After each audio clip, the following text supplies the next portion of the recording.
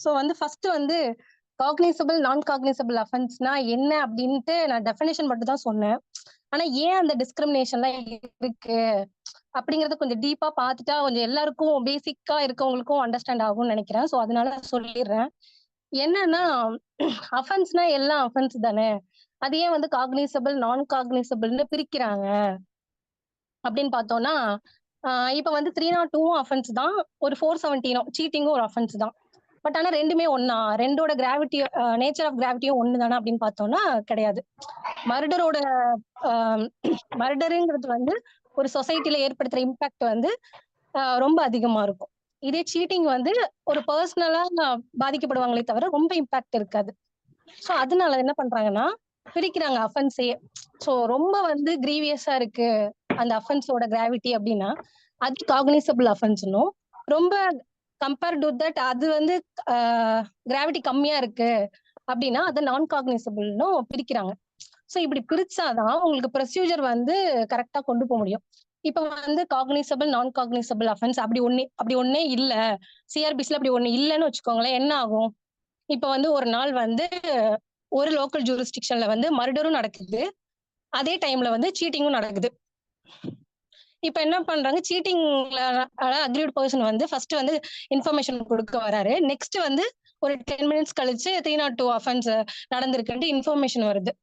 So இப்ப police officer வந்து நம்ம முன்னாடி பார்த்தோம் இல்லையா, காக்னிசபிள் அஃபென்ஸ் நான் காக்னிசபிள் அஃபென்ஸ் அந்த ப்ரொசீஜர் அப்படி இப்படின்னு பார்த்தோம்ல. அப்படி ஒரு ப்ரொசீஜரே இல்லைன்னா என்ன ஆகும்னா, போலீஸ் ஆபீசர் என்ன பண்ணலாம், மர்டரை வந்து சரியாது இதுக்கு அங்க போய்கிட்டு இதுதானே ஃபர்ஸ்ட் வந்துச்சு, சீட்டிங் தானே ஃபர்ஸ்ட் வந்துச்சு, சோ இதுக்கு வந்து நம்ம எஃப்ஐஆர் போட்டு இன்வெஸ்டிகேட் பண்ணுவோம் அப்படின்னு பண்றதுக்கான வாய்ப்பு இருக்கு. சோ அதனால என்ஸ் ஆஃப் ஜஸ்டிஸ் வந்து நமக்கு வந்து பாதிக்கப்படும் இல்லையா.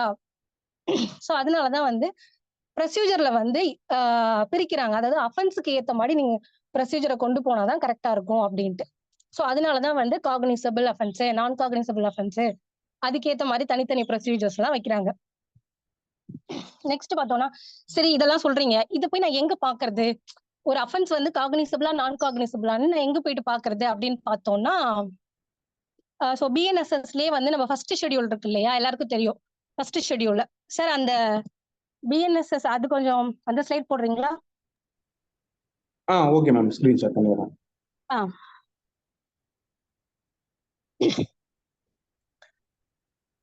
சோ அந்த ஃபர்ஸ்ட் ஷெட்யூல்ல வந்து கொடுத்திருப்பாங்க. ஃபர்ஸ்ட் ஷெட்யூல்லே வந்து 2 பார்ட் இருக்கு. நம்ம பார்த்தோம்னா 2 பார்ட்ல ஃபர்ஸ்ட் பார்ட் எதை பத்தி சொல்லுதுன்னா ஐபிசி அஃபென்சஸ் பத்தி சொல்லும். சோ ஐபிசி அஃபென்சஸ்ல எந்தெந்த அஃபென்ஸ் காக்னிசபிள், எந்தெந்த அஃபென்ஸ் நான் காக்னிசபிள் அப்படின்னு நம்ம வந்து ஸ்பெசிஃபை பண்ணி தெரிஞ்சுக்கலாம். இதே வந்து ஒரு ஸ்பெஷல் ஆக்ட், ஒரு அதாவது ஐபிசி இல்லாத ஒரு ஒரு இப்ப வந்து எஸ்சிஎஸ்டி ஆக்ட், என்டிபிஎஸ் அந்த மாதிரி ஒரு ஸ்பெஷல் ஆக்ட் இருக்கு, அதுக்கு வந்து நான் அந்த அஃபென்ஸ் எல்லாம் நான் எங்க போய் பாக்குறது அப்படின்னா அதுக்கு வந்து செகண்ட் பார்ட் இருக்கு. ஓகேவா? சோ இப்ப வந்து ஃபர்ஸ்ட் பார்ட்ல ஐபிசி அஃபென்ஸுக்கான நேச்சர் ஆஃப் அஃபென்ஸ் நம்ம அங்கதான் பாத்துக்க முடியும். சோ அதுல வந்து 6 காலம் கொடுத்திருப்பாங்க.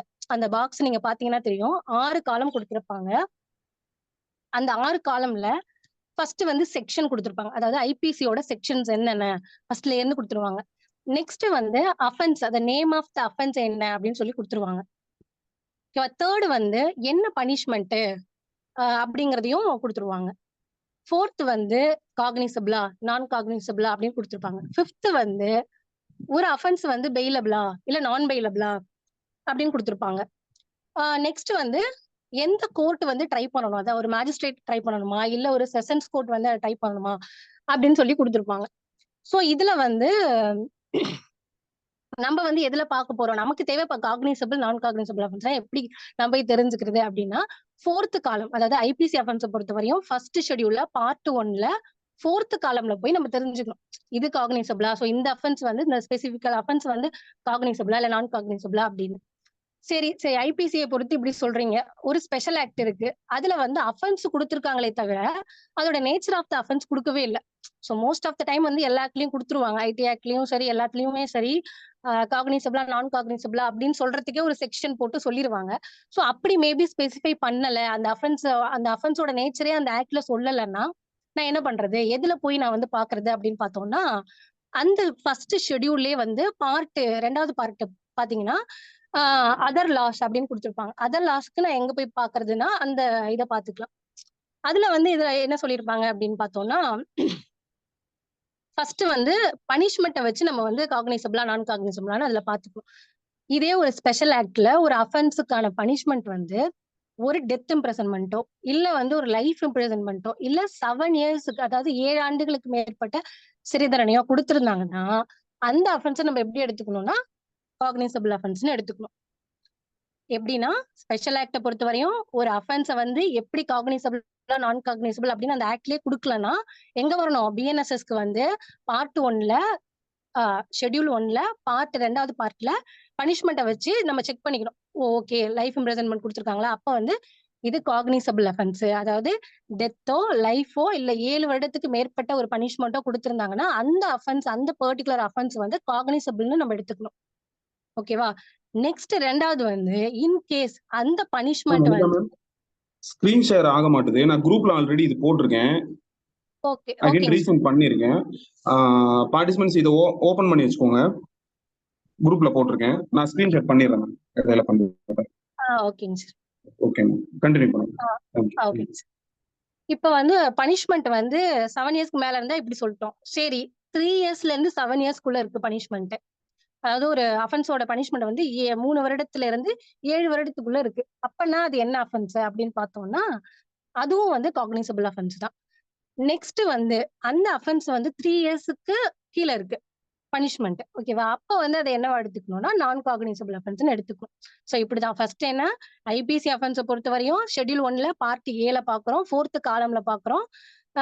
காக்னிசபிளா, நான் காக்னிசபிளா பார்த்து நம்ம ஐடென்டிஃபை பண்ணிக்கலாம். நெக்ஸ்ட் வந்து ஒரு ஸ்பெஷல் ஆக்ட்ல அஃபென்ஸ் குடுத்திருக்காங்க. பட் அது என்ன நேச்சர்ன்னு ஐடென்டிஃபை பண்ணல அப்படின்னா, உடனே நம்ம எங்க வரணும்? காமன் லாவா இருக்கிற பிஎன்எஸ்எஸ் தான் வரணும்.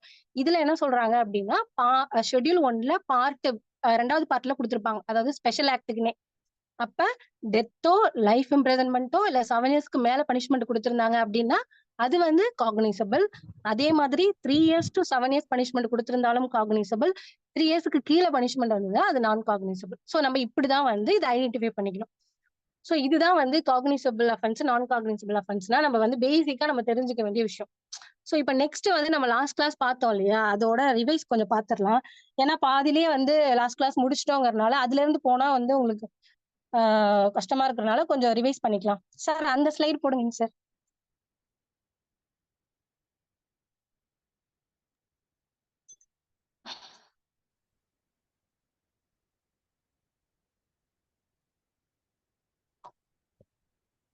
ஷேர் ஆகுதா? S sir. ஓகே. சோ நம்ம லாஸ்ட் கிளாஸ்ல வந்து இதுதான் நம்ம ஓவரால் பார்த்திருக்கோம்.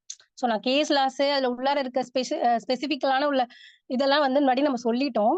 ஜஸ்ட் நம்ம ரீகால் பண்ணிக்கிறதுக்காக இந்த மாதிரி நம்ம பார்த்துக்கலாம். ஃபர்ஸ்ட் வந்து ஒரு அஃபென்ஸ பத்தி ஒரு இன்ஃபர்மேஷன் வருதுன்னு வச்சுக்கோங்களேன்.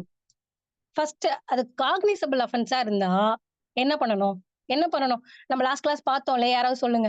ஒரு இன்ஃபர்மேஷன்ல காக்னிசபிள் அஃபென்ஸ் இருக்கு. அப்ப ஒரு போலீஸ் ஆபீசர் என்ன பண்ணணும்? எஃப்ஐஆர் ரெஜிஸ்டர் சொல்லுங்க. சொல்லுங்க மேம். எஃப்ஐஆர் ரெஜிஸ்டர் பண்ணணும். ஓகேங்க மேம். கரெக்ட். சோ அதான் வந்து எப்படின்னா காக்னிசபிள் அஃபென்ஸ் மெடோட் ஆயிருந்ததுன்னா உடனே வந்து உங்களுக்கு எந்த ஆப்ஷனும் கிடையாது எஸ்ஹெச்ஓக்கு. உடனே வந்து registration of FIR is mandatory. எந்த செக்ஷன் அது? 173 ஆஃப் பிஎன்எஸ்எஸ் நம்ம பார்த்தோம் லாஸ்ட் கிளாஸ்ல. ஓகேவா? எஃப்ஐஆர் ரெஜிஸ்டர் பண்ணிட்டு என்ன பண்ணிடணும் அவங்க? To start the investigation. அதுக்கப்புறம் எஃப்ஐஆருக்கு அப்புறம் என்ன அடுத்த ப்ரொசீஜர் வந்து இன்வெஸ்டிகேஷன் தான். சோ அது இன்வெஸ்டிகேஷன் வந்து நம்ம அந்த டாபிக் பாக்குறப்ப அதை டீடைலா பாத்துடலாம்.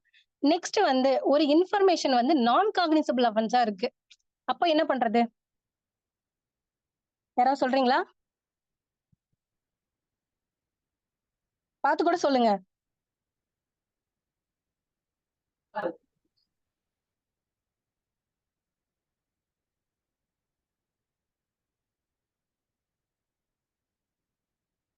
யாராவது சொல்லலாமே.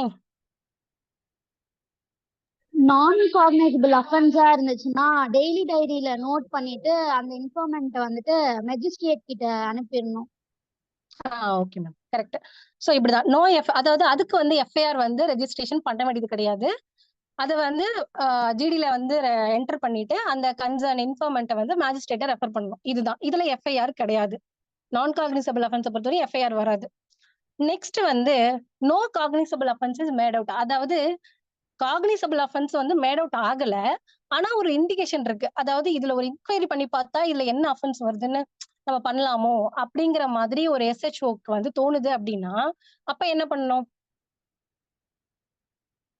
அவங்களால ஒரு இதுக்கே வர முடியல. இது காக்னிசபிளா நான் காக்னிசபிளானே தெரியல. பட் ஒரு என்கொயரி பண்ணலாம்னு தோணுது. அப்ப வந்து எஸ்ஹெச்ஓக்கு என்ன பவர் இருக்கு?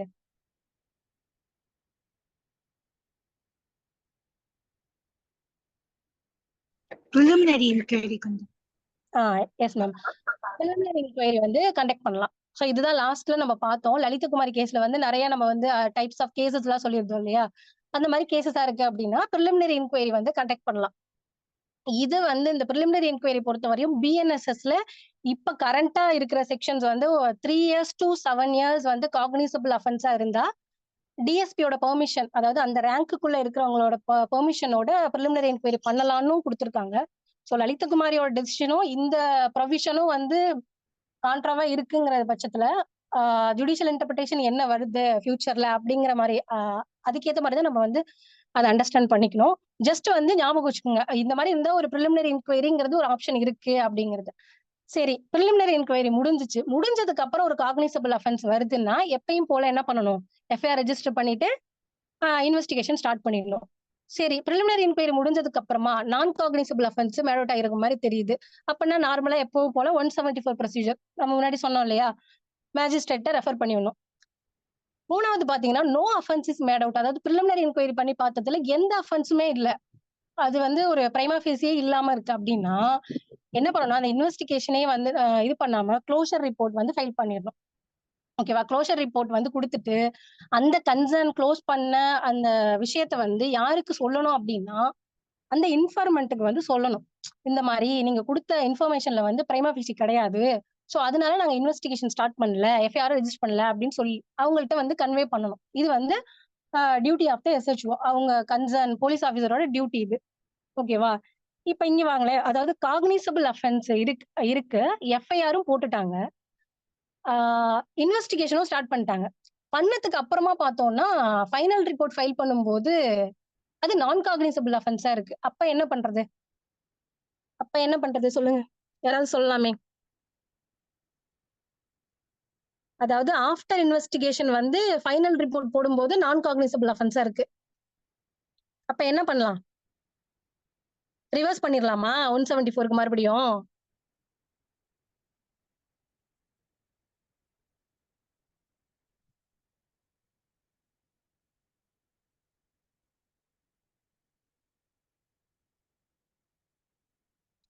S, complaint. அதாவது அந்த மாதிரி இன்வெஸ்டிகேஷன் பண்ணதுக்கு அப்புறம் நான் காக்னிசபிள் அஃபென்ஸ் வருதுன்னா அதை வந்து ஒரு கம்ப்ளைண்டா அதை வந்து நம்ம எடுத்துக்கலாம். அதுதான் வந்து ப்ரொசீஜர். கம்ப்ளைண்டா எடுத்துக்கிட்டு யாரு எந்த போலீஸ் ஆஃபீஸரை வந்து அந்த ரிப்போர்ட்டை வந்து ஃபைல் பண்ணாங்களோ அந்த கன்சர்ன் போலீஸ் ஆஃபீஸர் வந்து கம்ப்ளைண்டா நம்ம எடுத்துக்கணும் அப்படிங்கறது தான் நம்ம பார்க்க வேண்டிய விஷயம். சார் நெக்ஸ்ட் ஸ்லைடுங்க sir, next page.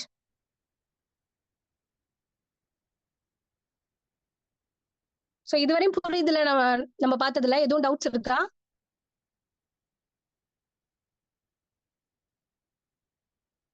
No ma'am.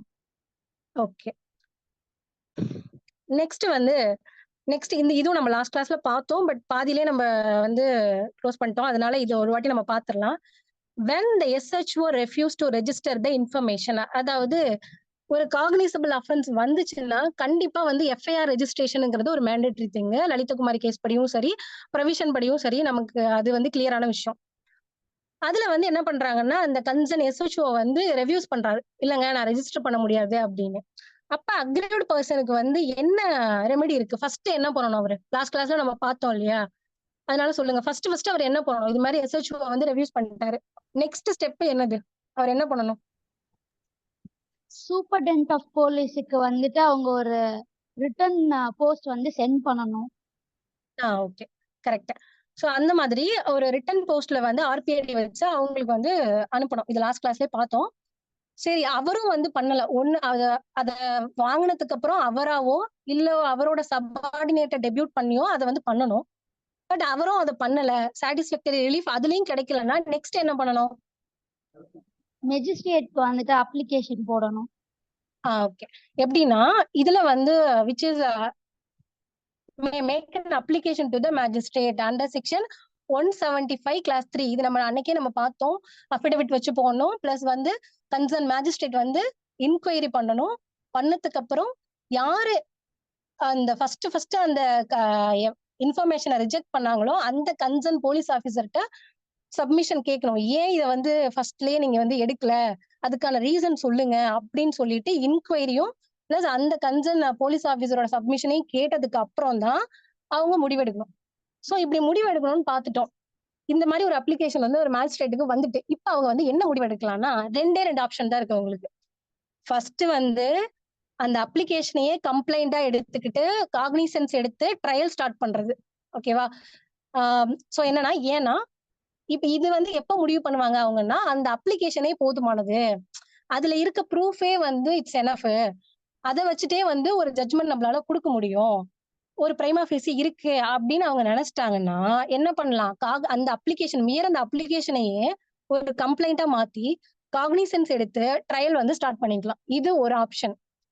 ரெண்டாவது இல்ல இதுல வந்து அப்ளிகேஷன் வந்து இது பத்தாது, இதுல வந்து ஒரு இன்வெஸ்டிகேஷன் பண்ணணும், ஒரு போலீஸ் ரிப்போர்ட்டா கொடுத்தாதான் இது கரெக்டான ட்ரையல் ப்ரொசீஜர் வந்து கொண்டு போக முடியும் அப்படின்னு அவங்க நினைச்சாங்க அப்படின்னா என்ன பண்ணணும்னா வித்தவுட் டேக்கிங் காக்னிசன்ஸ், அதாவது அந்த வழக்கை வந்து கோப்பில எடுக்கக்கூடாது. எடுக்கிறதுக்கு முன்னாடி என்ன பண்ணணும்னா to direct the investigation to filing FIR and start the investigation. அதாவது எஃப்ஐஆர் ஃபைல் பண்ணுங்க, ஃபைல் பண்ணி இன்வெஸ்டிகேஷனை ஸ்டார்ட் பண்ணுங்க, இன்வெஸ்டிகேஷன் பண்ணிட்டு எனக்கு ஒரு ரிப்போர்ட் கொடுங்க, அதுக்கேற்ற மாதிரி நான் வந்து ட்ரையல் கொண்டு போய்க்கிறேன் அப்படின்னு இவங்க முடிவெடுக்கலாம். அதுக்கு அவங்க பவர் இருக்கு. சோ வந்து இந்த மாதிரி ரெண்டாவதா சொன்ன டெசிஷன் அவங்க எடுத்தாங்கன்னா என்ன பண்ணணும், சரி அப்ளிகேஷனை வந்து போலீஸ் இன்வெஸ்டிகேஷன் பண்ணாதான் கரெக்டா இருக்கும்னு மேஜிஸ்ட்ரேட் வந்து தோணுதுன்னு வச்சுக்கோங்க. அவங்க என்ன பண்ணணும்னா அவங்க டாக்கெட் ஆர்டர்ல வந்து போடணும் இந்த மாதிரி வந்து investigation to direct the police officer to registering the FIR and to start the investigation அப்படின்னு ஒரு ஆர்டர் போடுறாங்கன்னு வச்சுக்கோங்களேன்.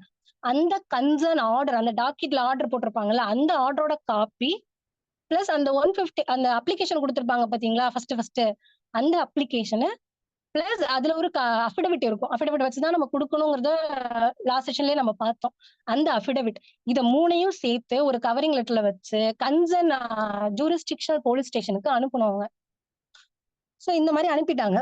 அனுப்புனதுல இருந்து அந்த கன்சர்ன் அது வந்து ரெசிப்ட் வாங்குவாங்க இல்லையா, அந்த போலீஸ் ஆபீசர் வந்து ரெசிப்ட வாங்கினதுல இருந்து அந்த கன்சர்ன் போஸ்டல் ரெசிப்ட வாங்கினதுல இருந்து 1 வீக் தான் டைம் அவங்களுக்கு. 1 வீக்குள்ள அவங்க வந்து எஃப்ஐஆர் ரெஜிஸ்டர் பண்ணி இன்வெஸ்டிகேஷன் ஸ்டார்ட் பண்ணிருக்கணும். ஓகேவா? அதுதான் ப்ரொசீஜர். இன்வெஸ்டிகேஷன் ஸ்டார்ட் பண்ணி போலீஸ் ரிப்போர்ட் ஃபைல் பண்ணணும். இது ப்ரொசீஜரா இருக்கும்போது இவங்க வந்து கன்சர்ன் போலீஸ் ஆபீசர் வந்து எஃப்ஐஆர் ரெஜிஸ்டர் பண்ணல. If the police officer doesn't register the FIR within the 1 week from the receipt of order of magistrate, அதாவது மேஜிஸ்ட்ரேட் கொடுத்த ஆர்டர்ல இருந்து 1 வீக்குள்ள இவர் எந்த ஆக்ஷனுமே எடுக்கல, எஃப்ஐஆரும் ஃபைல் பண்ணல, இன்வெஸ்டிகேஷனும் பண்ணல, எதுவுமே பண்ணல. அப்ப என்ன பண்றது? இது வந்து ஒரு மேஜிஸ்ட்ரேட்டோட ஆர்டர். அப்ப நம்ம வந்து அதை கம்ப்ளைண்ட் பண்ணாம வச்சிருக்காருன்னா ஒரு மேஜிஸ்ட்ரேட் என்ன பண்ணணும் அதுக்கப்புறம் பார்த்தோம்னா shall institute the prosecution against such police officer under section 21 read with 44 of district police act before CJM or CMM. அதாவது இவங்க கொடுத்த ஆர்டர் இல்லையா, இதை வந்து அவங்க கம்ப்ளைண்ட் பண்ணலன்னா கன்சர்ன் மேஜிஸ்ட்ரேட் என்ன பண்ணணும் அப்படின்னா அந்த கன்சர்ன் போலீஸ் ஆபீசர் மேல டிஸ்ட்ரிக்ட் போலீஸ் ஆக்ட் கீழே வந்து செக்ஷன் 2144 வந்து அவங்களுக்கு இந்த மாதிரி கம்ப்ளைண்ட் பண்ணலன்னா இருக்கிற ப்ரொவிஷன்ஸ். ஸோ அதன் அடிப்படையில வந்து அது பிரகாரம் என்ன பண்ணலாம்னா ஒரு சீஃப் ஜுடிஷியல் மேஜிஸ்ட்ரேட் கிட்டயோ இல்ல வந்து சிட்டியா இருந்துன்னா சீஃப் மெட்ரோபாலிட்டன் மேஜிஸ்ட்ரேட் கிட்டயோ போயிட்டு அவங்கள வந்து கம்ப்ளைண்ட் பண்ணலாம். ஸோ இந்த மாதிரி எஃப்ஐஆர் வந்து போட சொல்லி அவங்க போடல அப்படின்னு ப்ராசிக்யூஷன் வந்து ஸ்டார்ட் பண்ணலாம் அவங்களுக்கு அகைன்ஸ்டா. யாருக்கு அகைன்ஸ்டா? யாரு அந்த 1 வீக்குள்ள வந்து எஃப்ஐஆர் ரெஜிஸ்டர் பண்ணலையோ அவங்க மேல. சரிங்க, இதெல்லாம் பண்றீங்க, மேஜிஸ்ட்ரேட் பண்றதெல்லாம் ஓகே. இந்த அக்ரிட் பர்சன் இருக்காருல்ல, அவர் என்ன பண்றது? ஏற்கனவே வந்து எல்லாத்தையும் எக்ஸாஸ்ட் பண்ணிட்டாரு அவரு. எஸ்பி கிட்ட போயும் கிடைக்கல, மேஜிஸ்ட்ரேட் போயிட்டும் 1 வீக்ல அவங்க ரெஜிஸ்டர் பண்ணல. அப்ப அவர் என்னதான் பண்றது அப்படின்னு பார்த்தோம்னா can approach the high court under section 482 of CrPC.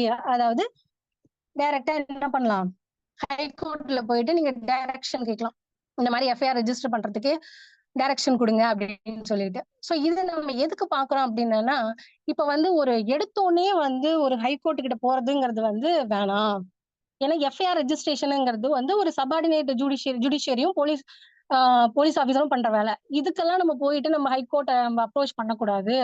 அதுக்காக வந்து ஈவன் எல்லா ரெமடியும் நீ எக்ஸாஸ்ட் பண்ணதுக்கு அப்புறம் தான் நீ 482 கீழே வந்து ஹைகோர்ட்டுக்கு வரணும் அப்படின்னு சொல்றாங்க. சோ இது வந்து எல்லாருக்கும் கிளியரா இருக்கா? இதுல ஏதாவது டவுட்ஸ் இருக்கா இந்த ப்ரொசீஜர்ல? No ma'am. டவுட்ஸ் இருந்ததுன்னா தாராளமா கேளுங்க. இல்ல மறுபடியும் ஒரு வாட்டி சொல்லணுமா?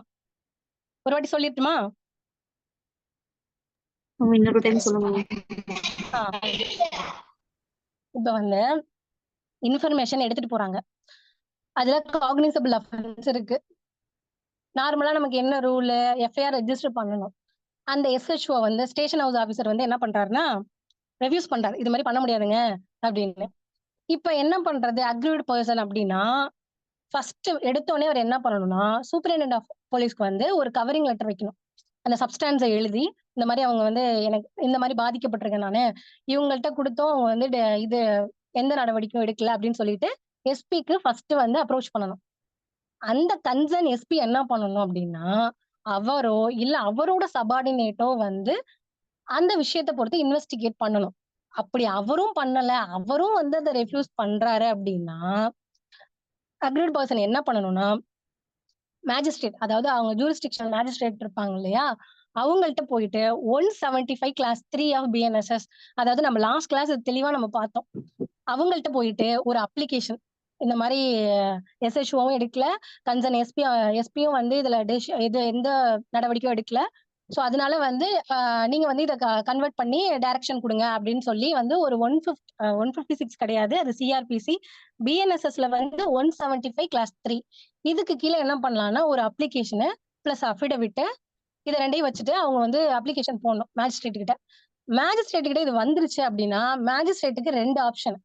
ஃபர்ஸ்ட் ஆப்ஷன் என்னன்னா அந்த அந்த அப்ளிகேஷன் இருக்கு இல்லையா, அதுவே போதுமானது, போதுமான ப்ரூஃப் அவங்களே வச்சிருக்காங்க, அப்ளிகேஷனே வந்து பிரைமா ஃபேசி மேட் அவுட் பண்ணுது அப்படின்னா அந்த அப்ளிகேஷனையே வந்து கம்ப்ளைண்டா மாத்தி காக்னிசன்ஸ் எடுத்து ட்ரையல் ஸ்டார்ட் பண்ணி கொண்டு போயிடலாம் without interference of police officer. இந்த போலீஸ் ஆஃபீஸர்கிட்ட எந்த விஷயமும் கேட்க தேவையில்ல. ஸ்ட்ரைட்டா வந்து ஒரு கம்ப்ளைண்ட் கேஸ், அதாவது ஒரு செக் கேஸ் எல்லாம் நம்ம போடுறோம் இல்லையா இண்டிபெண்டா, அந்த மாதிரி அந்த ஆஃபென்ஸை வந்து ட்ரையல் பண்ணி ஜட்மெண்ட் கொடுத்துடலாம். இது ஒரு விஷயம். இன்னொரு விஷயம் என்னன்னா வித்தவுட் டேக்கிங் காக்னிசன்ஸ், அதாவது அதுல ப்ரூஃப் கிடையாது, இன்னும் கொஞ்சம் அந்த அப்ளிகேஷன்ல வந்து ஸ்டாண்ட் தேவைப்படுது அப்படின்னா போலீஸ் ஆஃபீஸர் வந்து இன்வெஸ்டிகேட் பண்ணாதான் கொஞ்சம் கரெக்டா இருக்குமோ அப்படின்னு அவங்களுக்கு ஒரு டெசிஷன் தோணுச்சு அப்படின்னா அவங்க என்ன பண்ணணும், வித்தவுட் டேக்கிங் காக்னிசன்ஸ், அதாவது வழக்கு வந்து கோப்பிலே எடுக்க தேவையில்ல, எடுக்காம என்ன பண்ணணும்னா டைரக்டா வந்து கன்சர்ன் போலீஸ் ஆஃபீஸருக்கு வந்து டைரக்ஷன் கொடுக்கணும். எஃப்ஐஆர் ரெஜிஸ்டர் பண்ணுங்க, இன்வெஸ்டிகேஷன் பண்ணுங்க, பண்ணிட்டு ஃபைனல் ரிப்போர்ட் வந்து கொடுத்ததுக்கு அப்புறமா நான் ட்ரையல் ஸ்டார்ட் பண்ணிக்கிறேன் அப்படிங்கிற மாதிரி ஒரு டைரக்ஷன் வந்து கன்சர்ன் போலீஸ் ஆஃபீஸருக்கு கொடுக்கணும். எப்படி கொடுக்கணும், அந்த ஆர்டரோட காப்பி, அதாவது டாக்கெட்ல வந்து அவங்க எழுதுவாங்க இல்லையா, அந்த ஆர்டரோட காப்பியும் பிளஸ் கன்சர்ன் அப்ளிகேஷனு பிளஸ் அந்த அஃபிடவிட் எல்லாத்தையும் சேர்த்து ஒரு கவரிங் போஸ்ட்ல வச்சு அந்த போலீஸ் ஸ்டேஷனுக்கு வந்து அனுப்பிவிடணும். இந்த மாதிரி இன்வெஸ்டிகேட் பண்ணுங்க, எஃப்ஐஆர் போடுங்க அப்படின்னு சொல்லிட்டு. அவங்க என்ன பண்ணணும்னா போலீஸ் ஆஃபீஸர் அந்த ரெசிப்டை வாங்கினதுல இருந்து 1 வீக்ல வந்து அவங்க எஃப்ஐஆர் ரெஜிஸ்டர் பண்ணணும். அப்படி பண்ணல, அவங்க வந்து அந்த ஆர்டரை கம்ப்ளைண்ட் பண்ணலைன்னா என்ன பண்றது அப்படின்னு பார்த்தோம்னா மேஜிஸ்ட்ரேட் என்ன பண்ணணும்னா இந்த மாதிரி வந்து என்னோட ஆர்டரை வந்து அவங்க கம்ப்ளைண்ட் பண்ணல அப்படின்னு சொல்லிட்டு டிஸ்ட்ரிக்ட் போலீஸ் ஆக்ட் கீழே செக்ஷன் 21 ரெட் 44 கீழே வந்து ஒரு சீஃப் ஜுடிஷியல் மேஜிஸ்ட்ரேட்டுக்கோ இல்ல சீஃப் மெட்ரோபாலிட்டன் மேஜிஸ்ட்ரேட்டுக்கோ வந்து போயிட்டு வந்து கம்ப்ளைண்ட் பண்ணலாம். இந்த மாதிரி அவங்களுக்கு அந்த கன்சர்ன் போலீஸ் ஆஃபீஸருக்கு அகைன்ஸ்டா ப்ராசிக்யூட் பண்ணலாம்.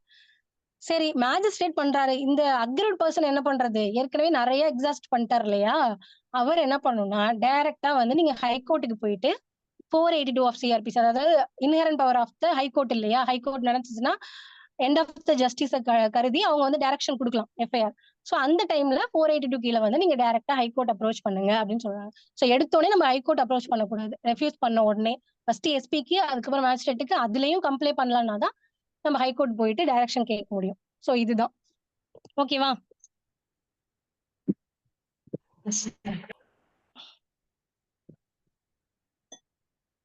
நெக்ஸ்ட் போயிடலாமா?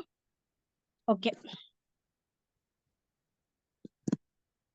நெக்ஸ்ட் வந்து delay in lodging FIR. Heading போட்டுக்கோங்க. எஃப்ஐஆர்லயே வந்து நிறைய நம்ம டாபிக் பார்த்துட்டு வரோம் இல்லையா, இதுல வந்து டிலே இன் லாட்ஜிங் எஃப்ஐஆர் வந்து ரொம்ப வந்து முக்கியமான விஷயம் அதை நம்ம பார்க்கணும். ஏன்னா கொஸ்டின் பேப்பர்ல நிறைய டைம் கேட்கறாங்க டிலேயோட எஃபெக்ட் என்ன அப்படின்ட்டு. ஸோ அது கொஞ்சம் நோட் பண்ணிக்கோங்க. Delay in lodging FIR. ஏன் நம்ம எஃப்ஐஆர் போட்டு இந்த 2 கிளாஸா நம்ம டிஸ்கஸ் பண்ணிட்டு இருக்கோம்? அவ்வளோ இம்பார்ட்டன்டா இது இந்த விஷயம் ஃபர்ஸ்ட் இன்ஃபர்மேஷன் அப்படின்னு பார்த்தோம்னா, கண்டிப்பா வந்து ஃபர்ஸ்ட் இன்ஃபர்மேஷனுங்கிறது வந்து ஒரு ட்ரஸ்ட்வர்த்தியான விஷயம் ட்ரையலை பொறுத்தவரையும். ஏன் அப்படின்னா ஒரு அஃபென்ஸ் நடந்த உடனே வந்து கொடுக்குற ஃபர்ஸ்ட் இன்ஃபர்மேஷன் இதுதான். ஸோ அதனால அதுல வந்து எந்த ஒரு எக்ஸாகரேஷனோ எம்பலிஷ்மெண்ட்டோ இருக்காது. எந்த ஒரு மிகைப்படுத்தலும் இல்லாம ஃப்ரெஷ்ஷா இருக்கும். அந்த அந்த இன்ஃபர்மேஷன் வந்து ஃப்ரெஷ்ஷா இருக்கிறதுக்கு வாய்ப்பு இருக்கு. ஏன்னா இப்ப வந்து எப்படின்னு சொல்றேன்னா, இப்ப வந்து ஏ அண்ட் பி இருக்காங்க. 2 பேரும் நெய்பர்ஸ்னு வச்சுக்கோங்களேன். 2 பேருக்கும் வந்து இடையில எப்பவுமே சண்டை நடக்கும். சோ அன்னைக்கு என்ன பண்றாருன்னா, ஏ வந்து பிய வந்து சும்மா திட்டிட்டு வந்து கம்பால அடிச்சுட்டு போயிடுறாரு. சும்மா கிரீவியஸ் ஹர்ட் எல்லாம் கிடையாது. நார்மலா வந்து சிம்பிள் ஹர்ட் தான். இப்ப என்ன பண்ணுவாருன்னா, உடனே இவர் என்ன பண்ணுவாரு? இன்ஃபர்மேஷன் குடுப்பாரா? குடுக்கும்போது இந்த மாதிரி அவர் வந்தாரு, அடிச்சிட்டாரு அப்படின்னு சொல்லி இன்ஃபர்மேஷன் குடுப்பாரு. இது ஃபர்ஸ்ட் இன்ஃபர்மேஷன். நெக்ஸ்ட் டே வந்து அவங்க 161 ரெக்கார்ட் பண்ணும்போது நெக்ஸ்ட் டே வந்து அவர்கிட்ட கேட்டோம்னா மேபி இப்படி சொல்லுவாரு. எப்படின்னா, அவர் வந்து என்ன கொல்லாம விட மாட்டோம் உன்ன, இதோட வந்து உன்னை கொன்றுவேன் அப்படின்னு சொல்லிட்டு என்ன அடிக்க வந்தாரு. அடிச்சதுல எனக்கு கை தூக்கவே முடியல. கம்பு வந்து இவ்வளவு பெருசா இருந்துச்சு. சோ அந்த மாதிரி எக்ஸாகரேட் பண்றி சொல்றதுக்கு வாய்ப்பு இருக்கு. நெக்ஸ்ட் டே போனோம்னா அது வந்து எப்படி போகும்னா நிறைய வந்து மிகைப்படுத்தலுக்கு உட்பட்டுரும் அந்த இன்ஃபர்மேஷன். சோ அதனாலதான் அந்த குடுக்கிற இன்ஃபர்மேஷன் வந்து அவ்வளவு ஒரு ட்ரஸ்ட்வர்த்தியா இருக்கு. ஃபர்ஸ்ட் குடுக்குற இன்ஃபர்மேஷன் அதுதான் வந்து அஃபென்ஸ வந்து எந்த ஒரு பொய்யும் இல்லாம கரெக்டா இருக்கும். அதனாலதான் எஃப்ஐஆர் வந்து ரொம்ப முக்கியம். அதை வந்து ஃபர்ஸ்டே வந்து டிலே இல்லாம ரெஜிஸ்டர் பண்ணணும்னு சொல்றது வந்து அதுக்காக தான். சோ வந்து இதுக்குதான் வந்து டிலே பண்ணக்கூடாது எஃப்ஐஆர்ல அப்படிங்கறது நம்ம பார்க்கணும். நெக்ஸ்ட் பார்த்தோம்னா டிலே இன் எஃப்ஐஆர் வந்து எல்லா கேஸ்லயும் வந்து டிஃபென்ஸ் எடுப்பாங்களா அப்படின்னு பார்த்தோம்னா கிடையாது. கமிஷன் ஆஃப் அஃபென்ஸே வந்து கொஸ்டினா இருக்குல்ல. அதாவது இப்ப வந்து இப்ப ஒரு கொலை பண்ணிட்டு அவங்கள வந்து நெருப்பு வச்சு எரிச்சிடறாங்கன்னு வச்சுக்கோங்க. இது வந்து ஹோமிசைடல் பர்னிங் கேஸ் வந்து அப்படி ரெஜிஸ்டர் ஆகுது. டிஃபென்ஸ் என்ன கொண்டு போறாங்கன்னா, இல்ல இது ஹோமிசைடு பர்னிங் எல்லாம் கிடையாது, செல்ஃப் இமோலேஷனு, அவங்களாவே தீக்குளிச்சுட்டாங்க அப்படின்னு சொல்லிட்டு டிஃபென்ஸ் வந்து இப்படி கொண்டு போறாங்கன்னு வச்சுக்கோங்களேன். இந்த கேஸ்ல டிலே வந்து பிளே பண்ணுமா? டிலே இன் எஃப்ஐஆர் நம்ம வந்து ரிலே பண்ணணுமா? யாராவது சொல்லுங்க. இந்த மாதிரி கேசஸ்ல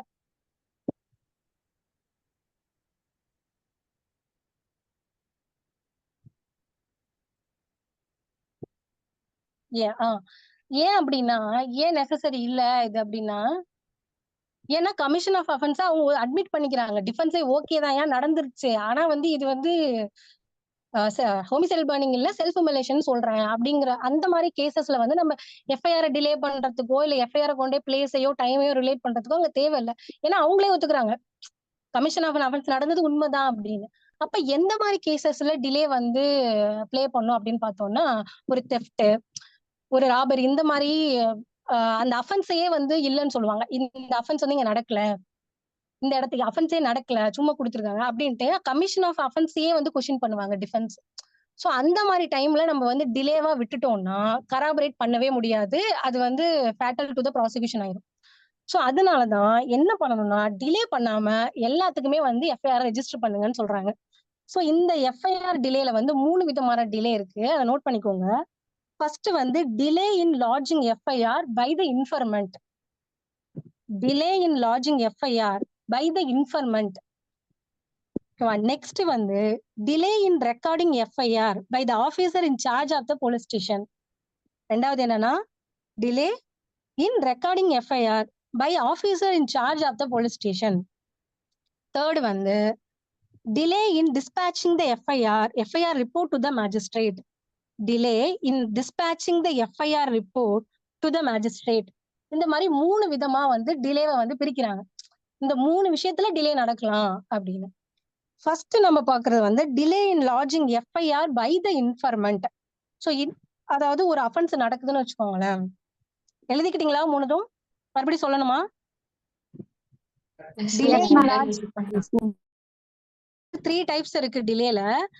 delay in lodging FIR by the informant, delay in lodging FIR by the informant. Next வந்து delay in recording FIR by officer in charge of the police station. Delay in recording FIR by officer in charge of the police station. Third one வந்து delay in dispatching the FIR report to the magistrate. Delay in dispatching the FIR report to the magistrate. இந்த மாதிரி 3 விஷயமா இருக்கு. இப்ப நம்ம first ஒன்னொன்னா பாத்திரலாம். Delay in lodging FIR by the informant அப்படின்னா அது எந்த மாதிரி எல்லாம் நடக்கும் அப்படின்னு பார்த்தோம்னா, ஒரு அஃபென்ஸ் வந்து நடந்தோடனே வந்து எப்பயும் நம்ம காமனா என்ன பண்ணுவோம், அஃபென்ஸ் நடந்தோடனே என்ன பண்ணுவோம், எல்லாரோட கான்டாக்டும் என்ன, ஒரு இன்ஃபர்மேஷன் கொடுக்கணும் போலீஸ் ஆஃபீஸர்கிட்ட போயிட்டு. ஸோ அதுதான் பண்ணுவோம். அதுலயே டிலே பண்றாங்க அப்படின்னா என்ன பண்றது? ஸோ டிலே பண்றாங்கன்னா அதோட கான்சிக்வன்சஸ் எப்படி இருக்கும் அப்படின்னு பார்த்தோம்னா, டிலே இருக்கலாங்கிறாங்க, ஆனா வந்து அதுக்கான எக்ஸ்பிளனேஷன் வந்து ரீசனபிள் எக்ஸ்பிளனேஷனா இருக்கணும். ஏன்னா டிலே வந்து ஏற்படுறது வந்து சகஜம் தான். இப்ப வந்து அன்னைக்கு வந்து ரொம்ப மழை பெஞ்சிருக்கும், இல்ல புயல் அடிச்சிருக்கும், இல்ல வந்து வேற ஏதாவது ரொம்ப, அதாவது ஒருத்தரை வந்து அடைச்சு போட்டுட்டு நல்லா அடிச்சு போட்டு போயிருவாங்க. 2 days அவரால் அந்த இடத்த விட்டு எந்திரிக்க முடியாம இருந்திருக்கலாம். ஸோ இந்த மாதிரி நிறைய சர்க்கம்ஸ்டான்சஸ் இருக்கு. ஸோ டிலே நடக்கிறது வந்து யதார்த்தமான ஒரு விஷயம் தான். பட் ஆனா வந்து அதை வந்து ரீசனபிளா நீங்க எப்படி ஜஸ்டிஃபை பண்றீங்கிறது தான் முக்கியம் அப்படின்னு சொல்றாங்க. ஸோ நம்ம வந்து டிலே, அதாவது எஃப்ஐஆர் பார்த்தோம்னா 8th காலம், அதாவது 15 காலம் இருக்கும் இல்லையா, அதுல 8th காலம் பாத்தீங்கன்னா தாமதத்திற்கான காரணம், தகவல் கொடுத்ததில் தாமதம், அதோட ரீசன் என்ன அப்படிங்கிறது காலம் இருக்கும். அதுல வந்து காமனா வந்து பார்த்தோம்னா மிஸ்டேக் பண்ணிடுவாங்க, அதை வந்து ஃபில் பண்ணவே மாட்டாங்க, ஒரு சில கேசஸ் எல்லாம் பண்ணுவாங்க.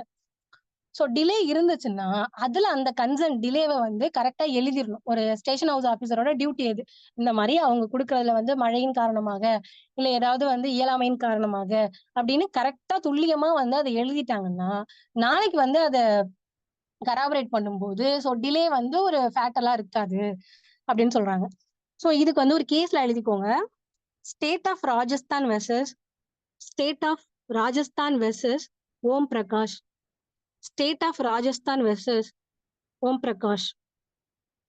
2002 lawsuit Supreme Court 156. 2002 lawsuit Supreme Court 156. State of Rajasthan versus Om Prakash. State of Rajasthan versus Om Prakash 2002 lawsuit Supreme Court 156. இதுல என்ன சொல்றாங்க அப்படின்னா, in the Supreme Court noted that there was a delay of nearly 26 hours in lodging the FIR, but this did not distress the prosecution case, as the case related to rape of minor, and in such case the name and status of the family and career and life of the victim was involved. அதாவது நம்ம village எல்லாம் பார்த்திருப்போம், rape இஷ்யூஸோ இல்ல victim abuse பண்ணதோ இல்ல வேற ஏதாவது எந்த மாதிரியான அசால்ட்டோ நடந்துச்சுன்னா அதை உடனே வெளில கொண்டு வர மாட்டாங்க. ஸோ ஃபேமிலி ஸ்டேட்டஸ், நாளைக்கு வந்து இந்த பொண்ணோட நிலைமை என்ன ஆகும், கோர்ட்டு கேஸ்ன்னு போயிருச்சுன்னா, ஸோ அந்த மாதிரிலாம் வந்து யோசிப்பாங்க. அந்த யோசிக்கிறது வந்து தவறு ரைட்டுங்கிறத தாண்டி அந்த மாதிரி நடக்கிறது யதார்த்தம் தானே. ஸோ அதனாலதான் என்ன சொல்றாங்க, அந்த மாதிரி இஷ்யூஸ்ல வந்து நீங்க டிலேவை வந்து பார்க்காதீங்க.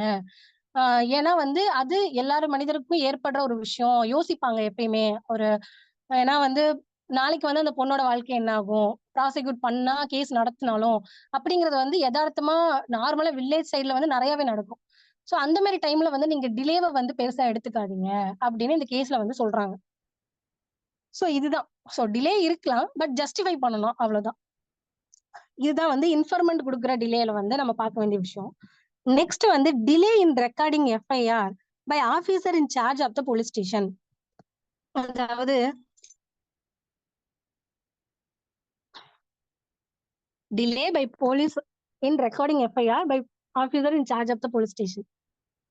நம்ம ஏற்கனவே பார்த்திருக்கோம், ஒரு இன்ஃபர்மேஷன் வந்துச்சுன்னா காக்னிசபிள் அஃபென்ஸா இருந்துச்சுன்னா என்ன பண்ணுவோம், கண்டிப்பா வந்து FIR ரெஜிஸ்டர் பண்ணணும். இது மேண்டேட்டரி திங். இதுல என்ன பண்றாங்கன்னா இவங்க வந்து சில டைம்ல வந்து இன்ஃபுளுன்ஸ் யூஸ் பண்ணி என்ன பண்ணுவாங்கன்னா, ஒரு அஃபென்ஸ் நடந்தோடனே வந்து ரெஜிஸ்டர் பண்ண மாட்டாங்க. போயிட்டு ஸ்பாட்டுக்கு உடனே FIR வந்து இன்ஃபர்மேஷன் வந்தோடனே போலீஸ் ஆஃபீஸர் என்ன பண்ணுவாங்கன்னா ஸ்பாட்டுக்கு போயிடுவாங்க. போயிட்டு அதோட நேச்சர் என்ன, ஓ இப்படியா, சோ இவங்க சம்பந்தப்பட்டிருக்காங்களா, அது மாதிரி ஒரு டீட்டெயிலா ஒரு கன்சல்டேஷன்லாம் பார்த்துட்டு அதுக்கப்புறம் வந்து அதுக்கேற்ற மாதிரி FIR ரெஜிஸ்டர் பண்ணிக்குவாங்க. சோ இது காமனா எல்லாத்துலயும் நடக்கிற ஒரு விஷயம். சோ இந்த மாதிரி பண்ணக்கூடாது. இப்படி பண்ணுனா, அதாவது ஒன்ஸ் வந்து நீங்க FIR ரெஜிஸ்டர் பண்ணதுக்கு அப்புறம் தான் இன்வெஸ்டிகேஷனே ஸ்டார்ட் பண்ணணும். நீங்க வந்து இன்ஃபர்மேஷன் கிடைச்ச உடனே வந்து நீங்க ஸ்பாட்டுக்கு போயிட்டு அங்க கன்சல்ட் பண்ணிட்டு அதோட நேச்சர் என்ன, அதுல யார் யார் சம்பந்தப்பட்டிருக்காங்க அப்படின்னு பார்த்துட்டு அதுக்கப்புறம் அதுக்கேத்த மாதிரி எஃப்ஐஆர் ரெஜிஸ்டர் பண்றீங்க அப்படின்னா அதுல ஒரு டிலே கிரியேட் ஆகுது. பிளஸ் வந்து இந்த மாதிரி வந்து ஒரு இன்வெஸ்டிகேஷனை வந்து ப்ராசிக்யூஷன் வந்து ரிலே பண்ண முடியாது. ரிலே பண்ணா அது வந்து ஒரு அன்சேஃபான விஷயம் அப்படின்னு சொல்றாங்க. சோ என்ன பண்ணணும், கரெக்டா வந்து இன்ஃபர்மேஷன் வந்துதா, காக்னிசபிள் அஃபென்ஸ் மேலோட் ஆயிருக்கா, உடனே எஃப்ஐஆர் ரெஜிஸ்டர் பண்ணணும். இல்ல ரெக்கார்ட் பண்றதுல வந்து டிலே இருக்குன்னா இந்த மாதிரி டிலே வருது, ஸ்பாட்ல போயிட்டு கன்சல்ட் பண்ணிட்டு அதுக்கப்புறம் வந்து எஃப்ஐஆர் ரெஜிஸ்டர் பண்றாங்க, அந்த மாதிரி டிலே வந்து அனுமதிக்க முடியாது, அது வந்து ஒரு அன்சேஃபான விஷயம் அப்படின்னு சொல்லி ஒரு கேஸ்ல சொல்லியிருக்காங்க. எழுதிக்கோங்க. State of Andhra Pradesh versus state of Andhra Pradesh versus Punati Ramulu, PUNATI Punati Ramulu. State of Andhra Pradesh versus Punati Ramulu. AIR 1993 supreme court 2644 AIR 1993 supreme court 2644 state of Andhra Pradesh versus Punati Ramulu. இதுல என்ன சொல்றாங்கன்னா, இந்த மாதிரி வந்து நீங்க இன்வெஸ்டிகேஷன் பண்ணதுக்கு அப்புறம் போய் எஃப்ஐஆர் ரெஜிஸ்டர் பண்றீங்க டிலேவா அப்படின்னா அது அன்சேஃபான விஷயம் அப்படின்னு இதுல சொல்றாங்க. சோ அதனால எஃப்ஐஆர் வந்து கரெக்டா டைமுக்குள்ள ரெஜிஸ்டர் பண்ணணும், இல்லைன்னா அது ஃபேட்டலா போயிடும் ப்ராசிக்யூஷனுக்கு. நெக்ஸ்ட் பார்த்தோம்னா delay by police in forwarding FIR to the magistrate. இது என்ன பண்ணணும்னா அதாவது எஃப்ஐஆர் வந்து ரெஜிஸ்டர் பண்ணதுக்கு அப்புறமா ஒரு போலீஸ் ஆபீசரோட வேலை என்னன்னா உடனே அந்த கன்சர்ன் எஃப்ஐஆர் வந்து ஜூரிஸ்டிக்ஷனல் மேஜிஸ்ட்ரேட்டுக்கு ஃபார்வர்ட் பண்ணணும். இது எஃப்ஐஆர் பண்ணதுக்கு அப்புறம் ஃபர்ஸ்ட் ஸ்டெப் எஃப்ஐஆர் ஃபைல் பண்ணதுக்கு அப்புறம் உள்ள ஸ்டெப். பட் இன்வெஸ்டிகேஷன்ல ஃபர்ஸ்ட் ஸ்டெப், அது இன்வெஸ்டிகேஷன் நம்ம பார்க்கும்போது பார்க்கலாம். Forwarding the FIR to the magistrate is mandatory. கண்டிப்பா வந்து அவங்க ஃபார்வர்ட் பண்ணணும். இது வந்து ஒரு விஷயம் இல்ல, இதை வந்து எஃப்ஐஆர் போட்டாச்சு கன்சர்ன் ஜூரிஸ்டிக்ஷனுக்கு அனுப்பணும். ஏன் அனுப்பணும், மேஜிஸ்ட்ரேட்டுக்கு ஏன் அனுப்பணும் அப்படின்னு பார்த்தோம்னா அப்பதான் வந்து அந்த நாலேஜ் வந்து அவங்களுக்கு தெரியும். ஸோ இந்த ஜூரிஸ்டிக்ஷன்ல இந்த மாதிரி ஒரு அஃபென்ஸ் நடந்திருக்கு அப்படிங்கிற ஒரு நாலேஜ் தெரியும். பிளஸ் வந்து போலீஸ் ஆஃபீஸரோட இன்வெஸ்டிகேஷனை மானிட்டரிங் பண்ணலாம். இவங்க என்ன பண்றாங்க, கரெக்டா பண்றாங்களா இல்லையா அப்படிங்கிற மாதிரி ஒரு மானிட்டரிங் பண்றதுக்கு அப்பதான் வசதியா இருக்கும். ஸோ அதனாலதான் எஃப்ஐஆரை வந்து ஃபார்வர்ட் பண்ண சொல்றாங்க மேஜிஸ்ட்ரேட்டுக்கு. இதுல டிலே ஆனா என்ன பண்றது, இதுல வந்து எஃப்ஐஆர் போட்டுட்டு இன்வெஸ்டிகேஷன் ஸ்டார்ட் பண்ணிட்டாங்க. ஆனா வந்து இந்த எஃப்ஐஆரை மட்டும் லேட்டா அனுப்பிச்சு விட்டாங்க மேஜிஸ்ட்ரேட்டுக்கு. இப்ப என்ன பண்றது, இந்த டிலே வந்து ஒரு பெரிய இம்பாக்ட் ஆகுமான்னு பார்த்தோம்னா கிடையாது. ஏன்னா அந்த இன்வெஸ்டிகேஷன் ஸ்டார்ட் பண்ணும்போது அவங்க ஸ்டார்ட் பண்ணிட்டாங்க, அந்த அவர் எதையோ அவங்க பண்ணிருக்கலாம், அதுல வந்து டிலே வர்றது வந்து ஒரு பெரிய இம்பாக்டாக கருதப்பட மாட்டாது அப்படிங்கிறத நம்ம பார்க்கணும். ஏன் அப்படின்னா இதுல இருந்து என்ன தெரியும் அப்படின்னா இன்வெஸ்டிகேஷன் ஆபீசர் வந்து எஃப்ஐஆர் மேஜிஸ்ட்ரேட்டுக்கு ஃபார்வர்ட் பண்ணலன்னா அது ஒரு பெரிய ஃபேட்டல் ஆகாது. ஆனா ஒரே ஒரு விஷயத்த மட்டும் நம்ம எடுத்துக்கலாம், என்னன்னா ஒரு பெரிய விஷயத்துல இன்வெஸ்டிகேஷன் ஆபீசர் வந்து எவ்வளவு லெத்தாச்சிக்கா இருக்காங்க அப்படிங்கறத கன்சிடர் பண்ணிக்கிறதுக்கு மட்டும்தான் அது உதவுமே தவிர மத்தபடி ஒரு ப்ராசிக்யூஷன் கேஸ் டோட்டலாவே அதை டிஸ்ட்ரஸ் பண்ணிடுமான்னா கிடையாது. இதுக்கு வந்து ஒரு கேஸ்ல நோட் பண்ணிக்கோங்க. Munshi Prasad and another, Munshi Prasad and another, MUNSHI, Munshi Prasad and another versus state of Bihar. Munshi Prasad and another versus state of Bihar. AIR 2001 Supreme Court 3031.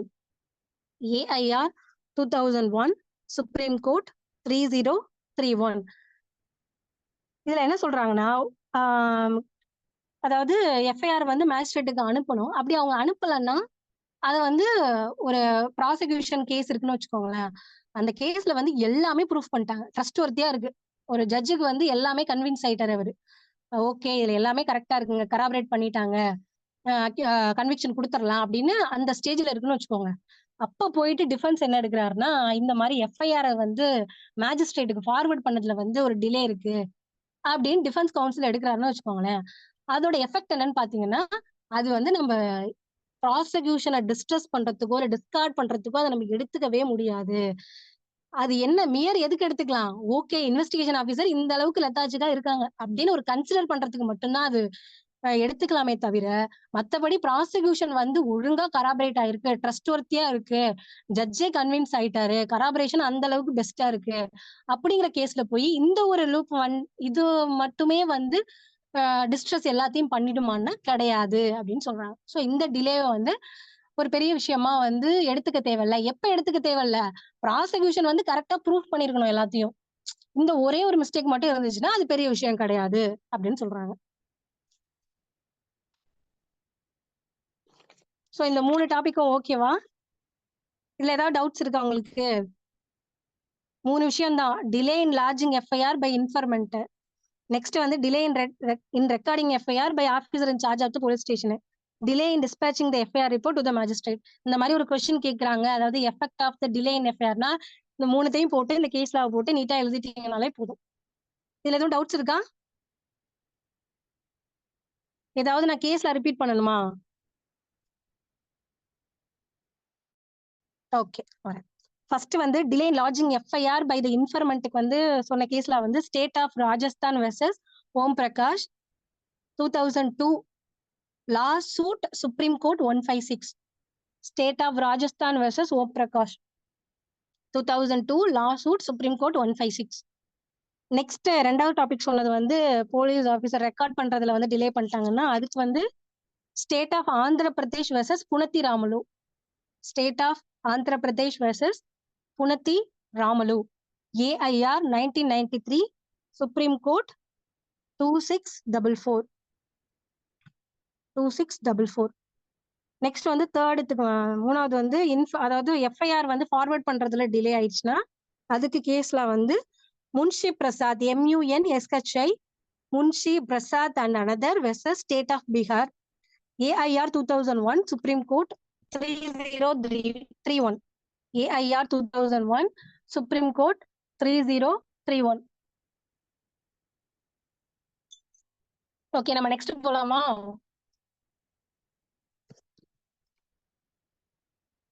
Note பண்ணிக்கிட்டீங்களா? ஓகே, அவ்வளவுதான்.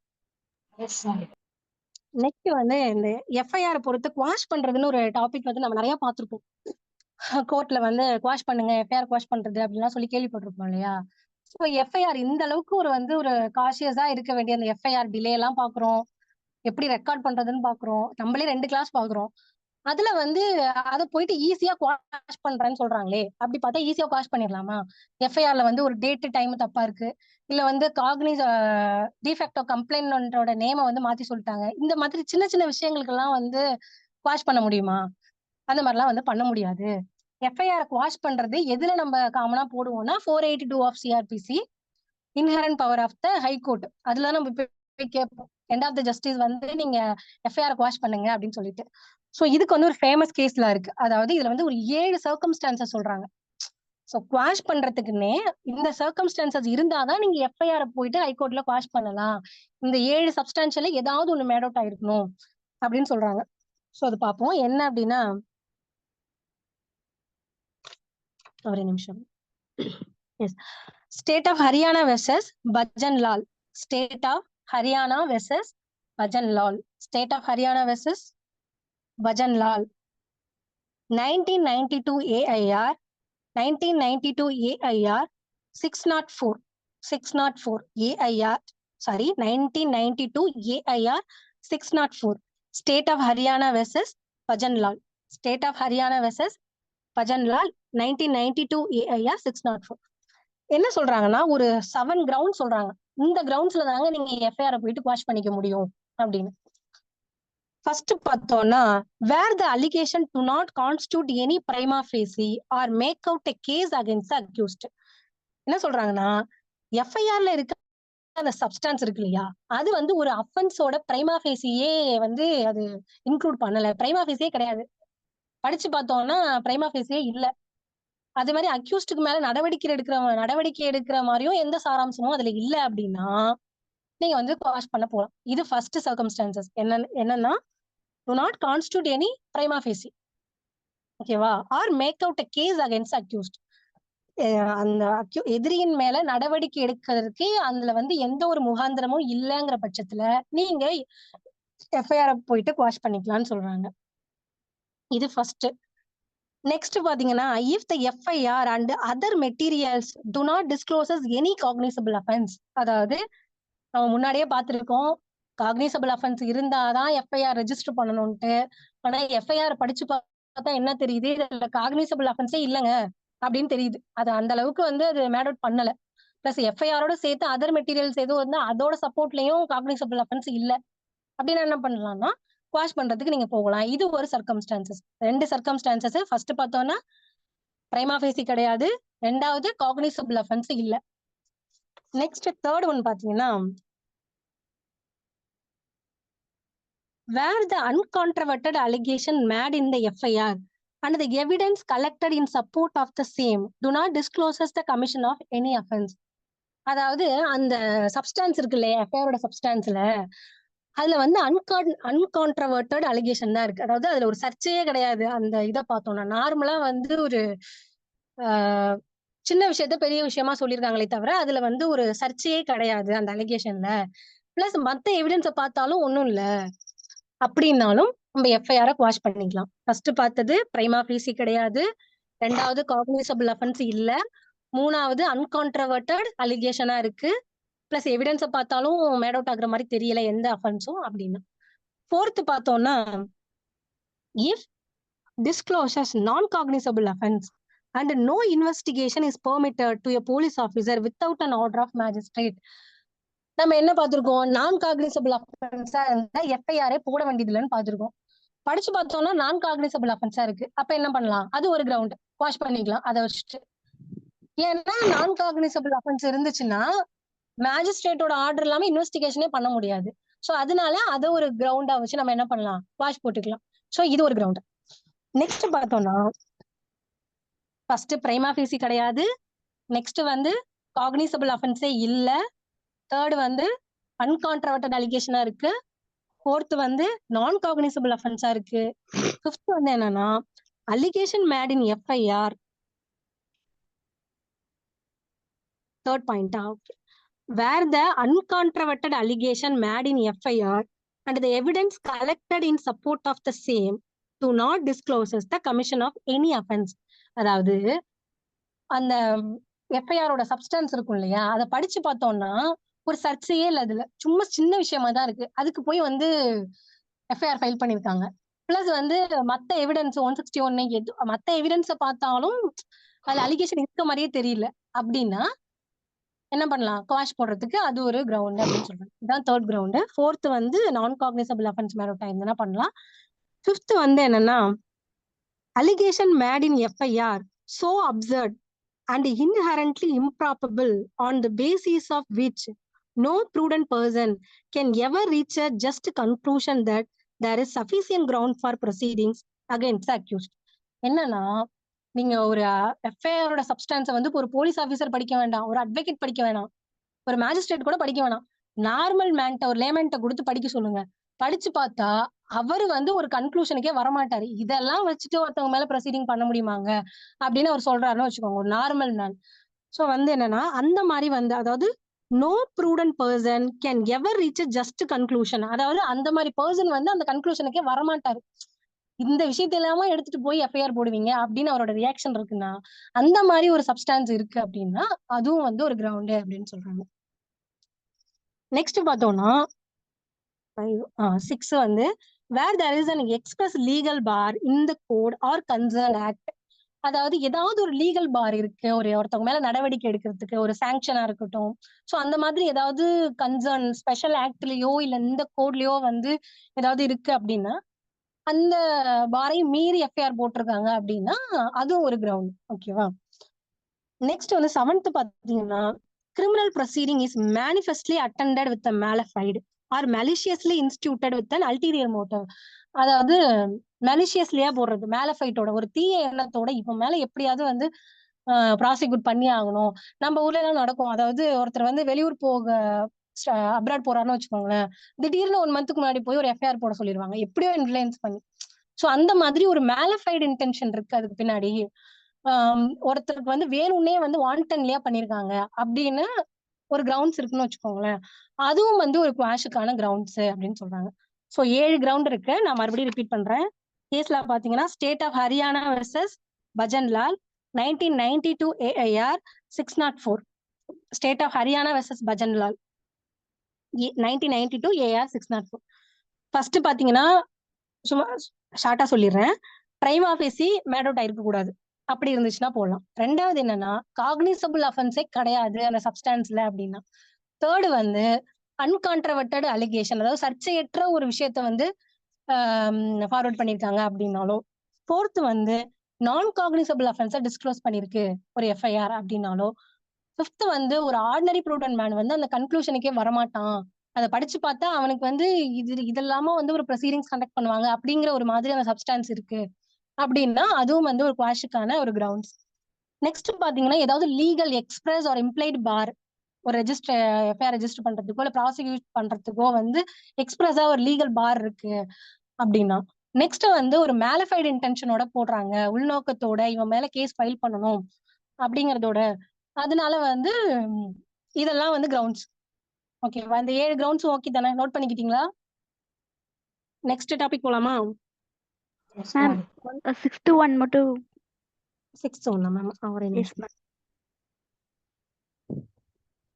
லீகல் பார் அப்படின்னா yes. Where there is any express legal bar in this code or concerned act.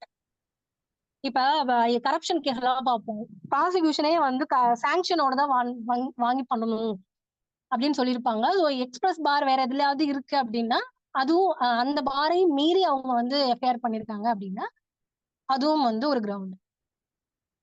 So வந்து quash பத்தி கேட்டாங்க, என்னென்ன quash FIR quash பண்றதுக்கான circumstances அப்படின்னு ஒரு டிஸ்கிரிப்டிவ் கொஸ்டின் கேட்டாங்கன்னா இந்த கேஸ்ல எழுதி இந்த எல்லா பாயிண்ட்டையும் பாயிண்ட் அவுட் பண்ணிட்டீங்கன்னா அதுவே போதும். ஸோ நெக்ஸ்ட் வந்து நெக்ஸ்ட் டாபிக் நம்ம மூவ் ஆகலாம். நெக்ஸ்ட் போலாம்ல, இல்ல பிரேக் வேணுமா மேம்? ஒரு சின்ன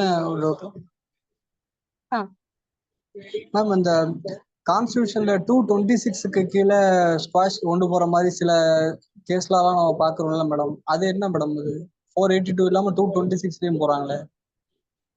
அது வந்து என்னன்னா நீங்க வந்து 226 நீங்க போலாம், அது வந்து அதுலயும் வந்து உங்களுக்கு பவர் இருக்கு. பட் காமனா வந்து நீங்க 482 கீழே போறதுக்கான சர்க்கம்ஸ்டான்ஸா நம்ம இங்க பாக்குறோம். 226 கீழே போறது வந்து அதுவும் வந்து எப்படின்னா எஃப்ஐஆர் குவாஷ் பண்றதுக்கு நம்ம எந்த செக்ஷனுக்கு கீழே போனாலும் இந்த சர்க்கம்ஸ்டான்சஸ் எல்லாம் மேட் அவுட் ஆயிருக்கணும். சரிங்க மேடம். நெக்ஸ்ட் நம்ம பார்ப்போம். Evidentiary value of first information report. Next topic வந்து evidentiary value of first information report. இப்ப வந்து இப்ப ஃபர்ஸ்ட் இன்ஃபர்மேஷன் பத்தி பாக்குறோம் இல்லையா, எதுக்கு இந்த இன்ஃபர்மேஷன்லாம் இவ்வளவு டிலே இல்லாம பண்ணணும், ரெஜிஸ்ட்ரேஷன் பக்காவா பண்ணணும் அப்படின்னு பார்த்தோம்னா இது வந்து இன்வெஸ்டிகேஷனுக்கு முன்னாடி உள்ள விஷயம் இது.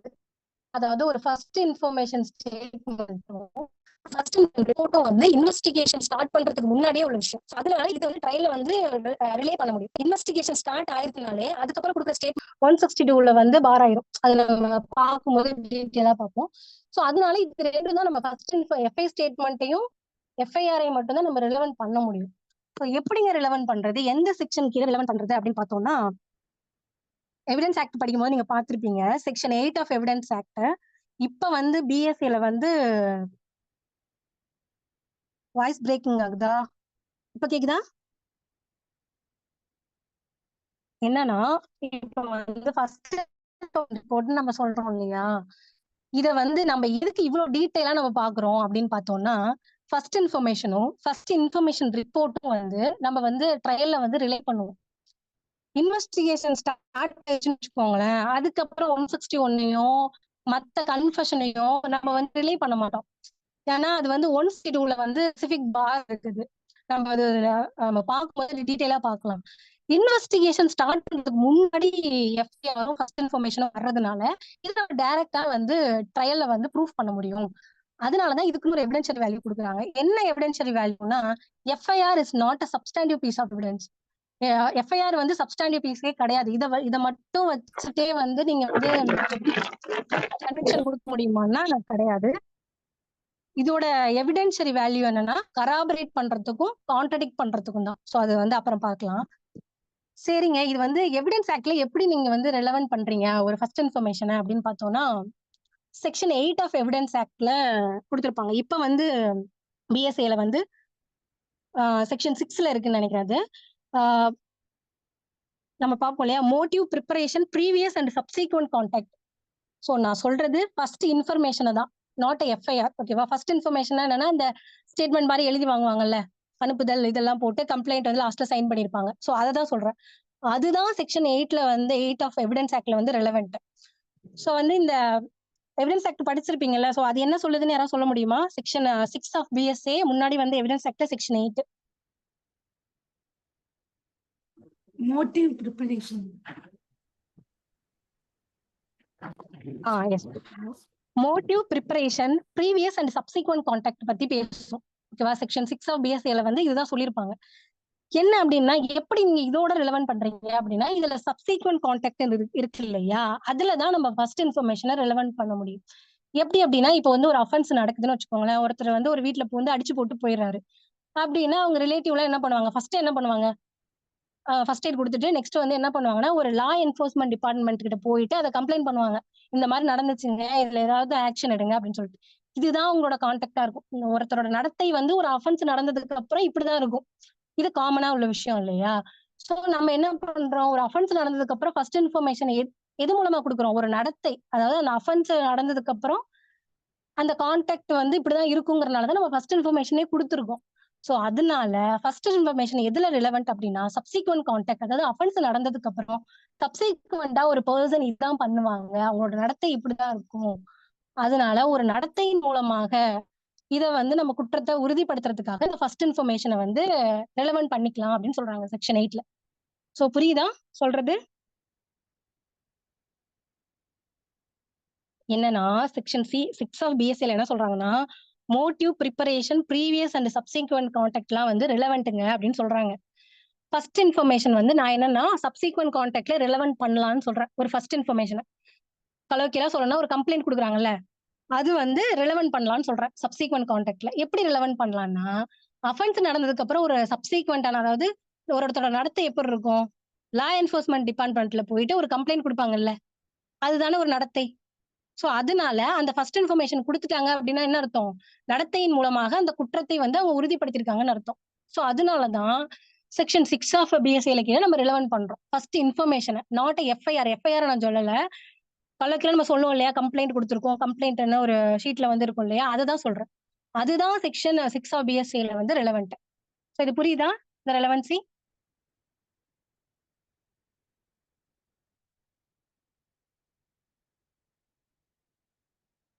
யாராவது சொல்லலாமா?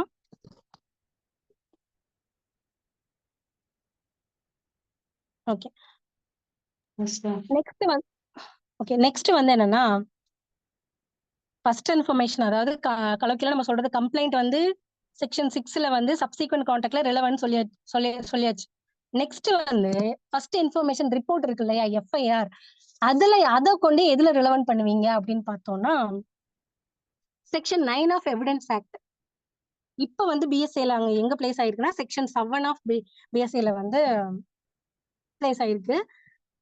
செக்ஷன் அந்த இது யாராவது சொல்ல முடியுமா, செக்ஷன் 7 ஆஃப் பிஎஸ்சி என்னது?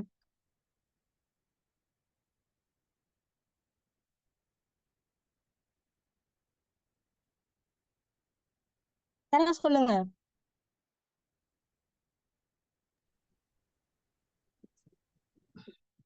சரி, நானே சொல்லிடுறேன். எப்படின்னா, செக்ஷன் 9 ஆஃப் எவிடன்ஸ் ஆக்டும் சரி, இப்ப பிஎஸ்சில இருக்க செக்ஷன் 7ம் சரி, fact necessary to explain or introduce fact in issue or relevant fact தான் அதோட ஹெட்டிங்கா இருக்கும். அது உள்ளார போயிட்டு நீங்க படிச்சு பாத்தீங்கன்னா, ஒரு லைன்ல என்ன சொல்லிருப்பாங்கன்னா, fix the time or place at which any fact in issue or relevant fact happened. அதாவது ஒரு பிரச்சனைக்குரிய விஷயமோ இல்ல வந்து தொடர்புடைய விஷயமோ வந்து நடந்த இடம் மற்றும் நேரம் ரெலவென்ட் பண்ணிக்கலாம்னு சொல்றாங்க. இப்ப ஒரு அக்கரன்ஸோட நார்மலா ஒரு அஃபென்ஸ் நடந்துருச்சு, அதோட அக்கரன்ஸ் வந்து நம்ம எதுல நோட் பண்ணிருப்போம், எஃப்ஐஆர்ல நோட் பண்ணிருப்போம்ல, time, date of the occurrence, time of the occurrence அப்படின்னு. சோ அதுல வந்து எஃப்ஐஆர்ல வந்து அந்த விஷயம் இருக்கிறதுனால அதை கொண்டாந்து நம்ம இதுல ரிலவென்ட் பண்ணிக்கலாம்னு சொல்றாங்க. எஃப்ஐஆரை பொறுத்த வரையும் ஒரு கமிஷன் ஆஃப் அஃபென்ஸோட டைமு பிளஸ் வந்து டேட்டு இந்த ரெண்டையும் வந்து நீங்க ப்ரூஃப் பண்ணணும்னா எஃப்ஐஆரை கொண்டாந்து ரிலவென்ட் பண்ணுங்கன்னு சொல்றாங்க. ஓகேவா? இந்த ரெலவென்சி புரியுதா? எஃப்ஐஆர் வந்து எதுக்காக நம்ம ரிலவென்ட் பண்றோம்? எதை ப்ரூஃப் பண்றதுக்காக? Place and time. Place and time. ஏன் அப்படின்னா எஃப்ஐஆர்ல அது இருக்கு. டேட் ஆஃப் அக்கரன்ஸும் டைம் ஆஃப் அக்கரன்ஸும் நம்ம வந்து ஸ்பெசிஃபை பண்ணி சொல்லியிருப்போம். ஸோ அதனால இதுல வந்து 7ல பாத்தீங்கன்னு வச்சுக்கோங்களேன், which fact issue relevant fact happened, time place எல்லாம் வந்து நீங்க ரிலவென்ட் பண்ணிக்கலாம்னு சொல்லிட்டாங்க. நம்ம அப்ப வந்து எஃப்ஐஆரை கொண்டே நம்ம ரிலவென்ட் பண்ணிக்கலாம். ஸோ வந்து ஃபர்ஸ்ட் இன்ஃபர்மேஷனை பொறுத்த வரையும் செக்ஷன் 6 ஆஃப் பிஎஸ்ஏல நம்ம ரிலவென்ட் பண்றோம். சப்சிக்வெண்ட் கான்டாக்ட் கீழே கலோக்கியலா பார்த்தா கம்ப்ளைண்ட் நம்ம சொல்லுவோம். கம்ப்ளைண்ட் கொடுத்துட்டாங்கன்ட்டு. அது எதுல ரிலவென்ட்? Subsequent கான்டாக்ட்ல relevant. ஒருத்தரோட நடத்தையை வந்து ப்ரூஃப் பண்ணுது இது. ஓகேவா? எஃப்ஐஆருங்கிறது ஃபர்ஸ்ட் இன்ஃபர்மேஷன் ரிப்போர்ட்டுங்கிறது வந்து டைமையும் டேட்டையும் வந்து டைமையும் பிளேஸையும் வந்து ரிலவென்ட் பண்றதுக்கு ஹெல்ப் பண்ணுது. அதனால வந்து செக்ஷன் 7 ஆஃப் பிஎஸ்ஏல இதை ரிலவென்ட் பண்றோம். ஸோ அதனால வந்து இதுதான் வந்து ரெலவென்ஸ். இப்படிதான் நீங்க ரெலவென்ட் பண்ணணும். இப்ப நாளைக்கே வந்து ஒரு ஜட்மெண்ட் ரைட்டிங் கொடுக்குறாங்க. அதுல வந்து எஃப்ஐஆர் ஃபர்ஸ்ட் இன்ஃபர்மேஷன் ஒரு எக்ஸிபிட்டா கொடுத்து நெக்ஸ்ட் வந்து ஃபர்ஸ்ட் இன்ஃபர்மேஷன் கொடுத்துருக்காங்கன்னு வச்சுக்கோங்களேன், நீங்க இப்படிதான் ரெலவென்ட் பண்ணி எழுதணும். இத மாதிரி வந்து பாரதிய சாட்சி அதிநியத்தின் கீழாக பிரிவு வந்து 7ன் கீழாக குற்றம் நடந்த இடம் மற்றும் நேரம் வந்து அரசு தரப்பால் வந்து நிரூபிக்கப்பட்டுள்ளது அப்படின்னு வந்து எழுதணும். அப்படி எழுதுனாதான் நமக்கு வந்து இந்த செக்ஷன்லாம் அவங்களுக்கு தெரிஞ்சிருக்கு, ரெலவென்சி தெரிஞ்சிருக்கு அப்படின்னு வந்து அவங்க ஒரு முடிவுக்கு வருவாங்க. ஸோ அதனால இதெல்லாம் நம்ம பார்த்து வச்சுக்கோங்க. நெக்ஸ்ட் வந்து நம்ம ஃபர்ஸ்டே சொன்னோம், FIR is not a substantive piece of evidence. அப்ப இதோட வேல்யூ தான் என்ன அப்படின்னு பார்த்தோம்னா கராபரேஷனுக்கும் கான்ட்ரடிக்ஷனுக்கும் யூஸ் பண்ணிக்கலாம் அதை. ஓகேவா? கராபரேஷன்னா என்னன்னா ப்ராசிக்யூஷன் பண்றது. ப்ராசிக்யூஷன் வந்து தன்னோட சாட்சிகள் எல்லாத்தையும் வந்து எல்லாம் ஒரே மாதிரி இருக்கு, எந்த கான்ட்ரடிக்ஷனும் இல்லாம கராபரேஷன் பண்றது ப்ராசிக்யூஷனோட வேலை. எவிடன்ஸ் ஆக்ட்ல 145ல கொடுத்திருப்பாங்க. அப்போ இப்ப வந்து எதுல பிளேஸ் ஆயிருக்குன்னா 148 ஆஃப் பிஎஸ்ஏல கொடுத்திருக்காங்க. முன்னாடி வந்து 145ல இருந்துச்சு. இது வந்து கராபரேட் பண்றது, ஒரு வழக்கை வந்து எந்த ஒரு ஃபிளாவும் இல்லாம உறுதிப்படுத்துறது வந்து ப்ராசிக்யூஷனோட வேலை. கான்ட்ரடிக்ட் பண்றது, அதாவது அந்த செயினை வந்து உடைக்கிறது, கான்ட்ரடிக்ட் பண்ணி முரண்படுத்துறது வந்து ப்ராசிக்யூஷன் டிஃபென்ஸோட வேலை. அது வந்து அந்த எவிடன்ஸ் ஆக்ட்ல வந்து கராபரேஷன் வந்து 157, கான்ட்ரடிக்ஷன் வந்து 145. ஸோ டிஃபென்ஸ் கராபரேட் பண்றதா 145ல கொடுத்திருப்பாங்க. இப்ப வந்து பிஎஸ்ஏல வந்து கான்ட்ரடிக்ஷனுக்கு வந்து 148, கராபரேஷனுக்கு வந்து 160 நினைக்கிறேன். ஆமா 160. ஸோ இது ரெண்டுத்துக்கும் தாங்க நீங்க யூஸ் பண்ணிக்கலாம் ஒரு எஃப்ஐஆர் அப்படின்னு சொல்றாங்க. ஸோ எஃப்ஐஆர் ஒரு ஃபர்ஸ்ட் இன்ஃபர்மேஷனையோ இல்ல ஃபர்ஸ்ட் இன்ஃபர்மேஷன் ரிப்போர்ட்டையோ வந்து கராபரேட் பண்றேங்கிற பேர்ல அந்த இருக்கிற விட்னஸை எல்லாம் கூப்பிட்டு வச்சுட்டு நம்ம இதை வச்சுட்டு கம்ப்ளைண்ட்டை காமிச்சிட்டு இது நீங்க கொடுத்தீங்களா, இந்த டைம்ல கொடுத்தீங்களா, எப்ப கொடுத்தீங்க அப்படின்னு நம்ம கேட்டுட்டு இருக்கலாமா? எல்லா விட்னஸையும் வச்சு கேட்கலாமா? இல்ல வந்து கன்சர்ன் மேக்கரை மட்டும்தான் வந்து கராபரேட் பண்ண முடியுமா ஃபர்ஸ்ட் இன்ஃபர்மேஷனை வச்சு? இல்ல ப்ராசிக்யூஷன்ல இருக்க எல்லா விட்னஸஸ் கிட்டயும் ஃபர்ஸ்ட் இன்ஃபர்மேஷனை பத்தியோ இல்ல எஃப்ஐஆர் பத்தியோ கேட்கலாமா? இன்ஃபார்மெண்ட் வச்சுக்கோங்க. என்னன்னா கன்சர்ன் மேக்கர் யாரு, அந்த ஸ்டேட்மெண்டோட மேக்கர் யாரோ அவரை மட்டும் வச்சுதான் நீங்க வந்து கராபரேட்டோ இல்ல கான்ட்ரடிக்ஷனோ பண்ணலாம். சோ அதனால வந்து அது புரிஞ்சுக்கோங்க. எஃப்ஐஆரை பொறுத்தவரையும் சப்ஸ்டாண்டிவ் பீஸ் ஆஃப் எவிடன்ஸ் கிடையாது. கராபரேஷனுக்கும் கான்ட்ரடிக்ஷனுக்கு மட்டும்தான். அந்த கராபரேஷனும் கான்ட்ரடிக்ஷனும் யாரு பண்ணலாம்? யாரு மேக்கரோ அவரை தான் பண்ண முடியும். ஓகேவா? அது ஞாபகம் வச்சுக்கோங்க. நெக்ஸ்ட் வந்து அதாவது செகண்ட் எஃப்ஐஆர்னு ஒரு கான்செப்ட் இருக்கு. என்னன்னா ஒரு அஃபென்ஸ் வந்து ஒரு தெஃப்ட் வச்சுக்கோங்களேன். இன்னைக்கு வந்து ஒரு தெஃப்ட் நடந்துருச்சு ஒருத்தர் வீட்டுல, ஏங்கிற வீட்டுல. இப்ப என்ன பண்ணலாம், இப்படி வச்சுக்கோங்க, ஏவும் பியும் வந்து நெய்பர்ஸ். இப்ப வந்து இவங்க 2 பேரும் வந்து எப்பவுமே வந்து சண்டை போட்டுக்குவாங்கன்னு வச்சுக்கோங்களேன். சோ நெய்பர்ஸா இருக்கும் பொழுது சார் ஒரு 5 minutes பிரேக் எடுத்துக்கலாமாங்க சார்? எஸ் மேம், ஒரு 5 minutes பிரேக் விட்டுறலாம் மேம். கரெக்டா ஒரு 5 minutes 7:18 கனெக்ட் ஆயிடலாம். பார்ட்டிசிபென்ட்ஸ் லெஃப்ட் ஆக வேணாம், நீங்களும் 5 மினிட்ஸ் பிரேக் எடுத்துக்கோங்க.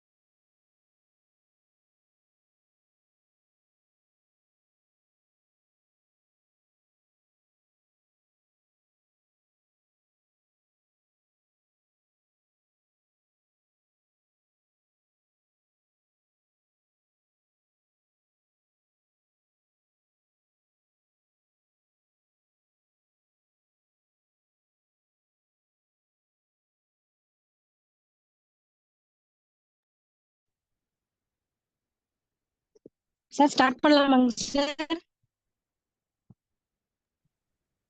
மேடம் நீங்க ஸ்டார்ட் பண்ணிடலாம் மேடம். ஓகே. ஓகே. ஸோ வந்து என்ன சொல்லணும்னா, ஒரு இப்போ வந்து ஏ அண்ட் பி 2 பேர் இருக்காங்க. 2 பேரும் நெய்பர்ஸ்னு வச்சுக்கோங்களேன். ஏற்கனவே சொன்ன ஃபேக்ட் ஞாபகம் வச்சுக்கோங்க. ஒருத்தர் வந்து என்ன பண்றாருன்னா, எப்பவும் போல சண்டையில வந்து நார்மலா கிரீவியஸ் ஹர்ட் பண்ணிட்டு போயிடுறாரு. எந்த ஒரு நார்மலா வந்து ஒரு சிம்பிள் ஹர்ட், கிரீவியஸ் ஹர்ட்லாம் எதுவும் பண்ணல. அந்த மாதிரி பண்ணிட்டு போயிடுறாரு. அப்ப வந்து உடனே ஒரு இன்ஃபர்மேஷன் கொடுக்குறாருன்னு வச்சுக்கோங்களேன். அதுல எந்த எம்பலிஷ்மெண்ட்டும் இருக்காது, பியூரா இருக்கும். இதுல வந்து ஒரு எஃப்ஐஆர் போட்டுறாங்க. நெக்ஸ்ட் டே என்ன பண்றாருன்னா, இல்ல எஃப்ஐஆர் வந்து கொஞ்சம் நம்ம ஸ்ட்ராங்கா கொடுத்துருக்கலாமோ இன்ஃபர்மேஷன் அப்படின்னு சொல்லிட்டு நெக்ஸ்ட் டே நல்லா யோசிக்கிறாரு. உட்காந்துட்டு மறுபடியும் ஒரு இன்ஃபர்மேஷன் ரெடி பண்றாரு, ஓரல் இன்ஃபர்மேஷன். இந்த மாதிரி இவங்க வந்து அத்துமீறி நுழைந்து இந்த மாதிரி வந்து தகாத வார்த்தைகளால் திட்டினாரு, ஒரு பெரிய தடி கம்பு எடுத்து அடிச்சாரு, கை வந்து என்னால அதாவது நகர்த்தவே முடியல கைய, பிளஸ் வந்து நான் கொல்லாம விட மாட்டேன்னு மிரட்டிட்டு போனாரு. அந்த மாதிரி எல்லா இன்கிரீடியன்ட்டும் வர்ற மாதிரி எங்கெங்கெல்லாம் கன்சல்டேஷன் பண்ணணுமோ பண்ணிட்டு அதுக்கப்புறம் ஒரு இன்ஃபர்மேஷன் வந்து அடுத்த நாள் கொண்டாந்து கொடுக்குறாருன்னு வச்சுக்கோங்க. இந்த இன்ஃபர்மேஷனை ரிலே பண்ண முடியுமா? இந்த இன்ஃபர்மேஷனை வாங்கிக்கிட்டு செகண்ட் எஃப்ஐஆர் வந்து ஒரு ஸ்டேஷன் ஹவுஸ் ஆபீசர் போட முடியுமா? போடலாமா? அப்படி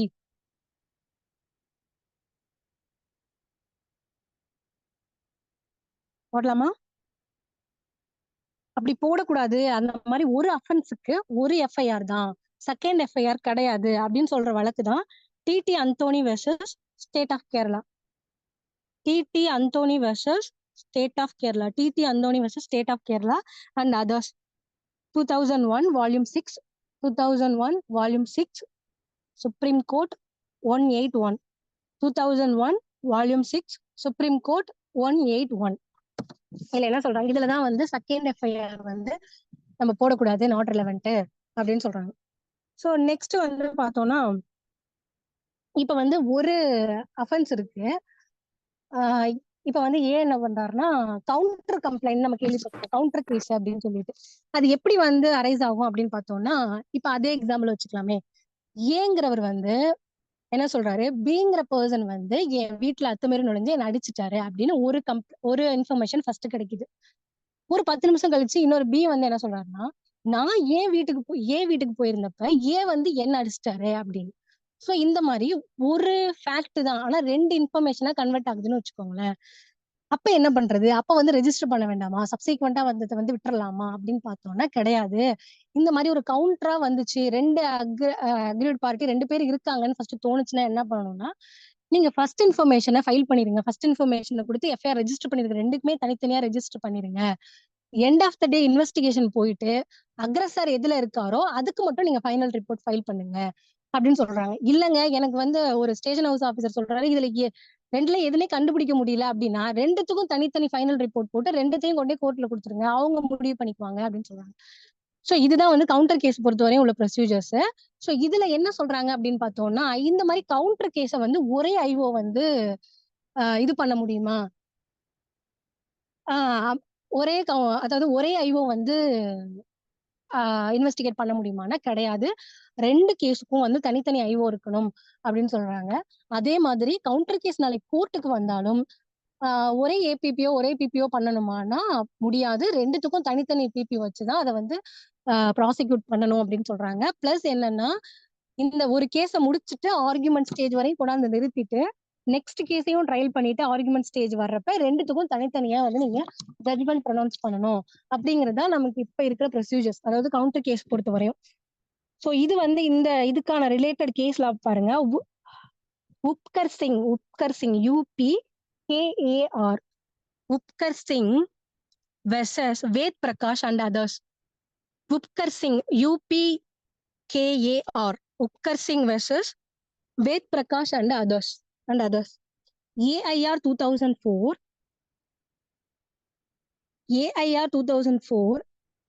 Supreme Court 4320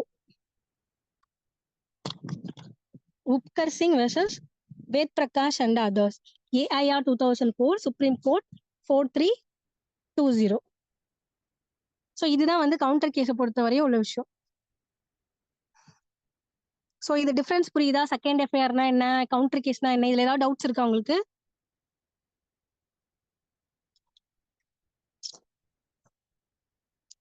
இல்ல நெக்ஸ்ட் நம்ம இன்வெஸ்டிகேஷன் போலாமா? சொல்லுங்க, புரியல. கவுண்டர் கேஸ் மட்டும் இன்னொரு டைமா? ஓகே. இப்ப என்னன்னா, ஏ பின்னு 2 பேர் இருக்காங்கன்னு வச்சுக்கோங்க. 2 பேரும் நெய்பர்ஸ்.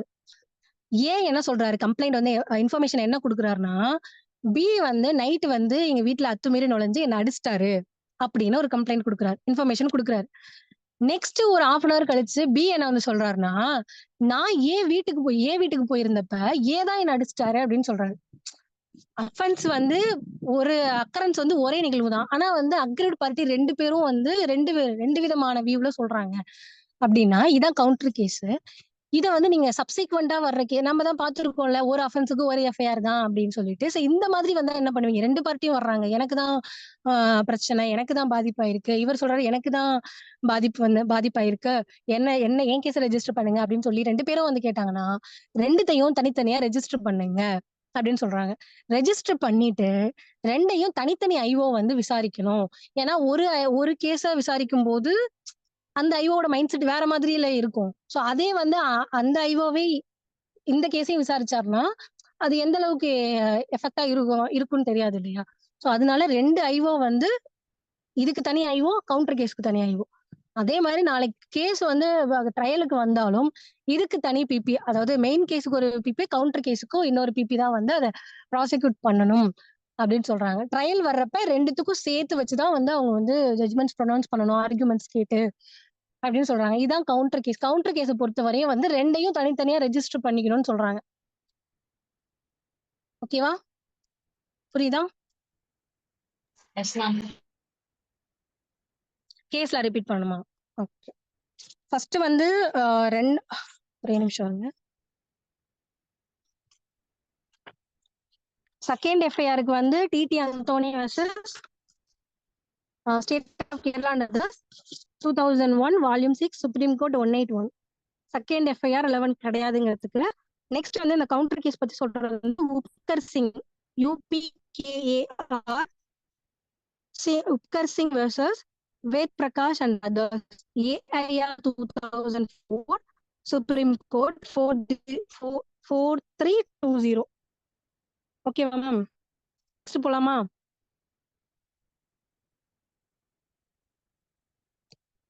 எஸ் அதான். ஸோ வந்து நம்ம வந்து எஃப்ஐஆர் பத்தி வந்து ஓரளவுக்கு நம்ம எல்லாமே நம்ம பார்த்துட்டோம். ஸோ வந்து கொஷின்ஸ் வந்து மேக்ஸிமம் இதுல இருந்து வந்துடும். ஒரு அப்ஜெக்டிவ் கொஷின்ஸா இருந்தாலும் சரி, டிஸ்கிரிப்டிவா இருந்தாலும் சரி, இது எல்லாத்தையுமே நீங்க படிச்சிட்டீங்கனாலே எஃப்ஐஆர் வந்து கன்ஃபார்மா உங்களுக்கு வந்து அதுல இருந்து கொஸ்டின் கேட்டா நீங்க கண்டிப்பா எழுதிடலாம். அந்த கேஸ்லாம் வந்து இப்ப நம்ம இன்னைக்கு வந்து ஒரு டாபிக் பாக்குறோம்னா அன்னைக்கே வந்து அதுக்கான ப்ரொவிஷனையும் ரீட் பண்ணி கேஸ்லாவையும் பார்த்து வச்சுக்கோங்க. ஏன்னா சேர்த்து வச்சு படிச்சோம்னா ஒரே பேரியர் ஆயிரும், நம்மளால ரிவைஸ் பண்ண முடியாது. ஏன்னா நோட்ஸ் நிறைய இருக்கும், கேஸ்லாம் நிறைய இருக்கும்.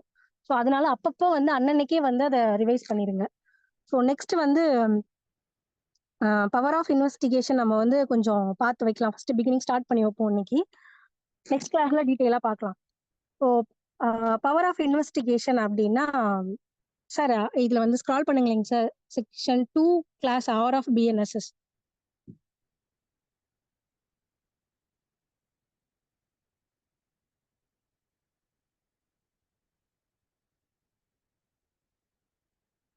Yes sir.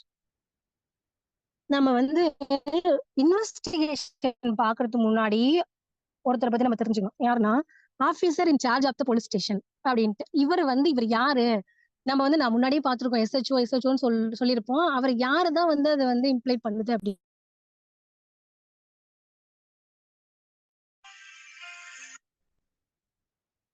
Sorry sir,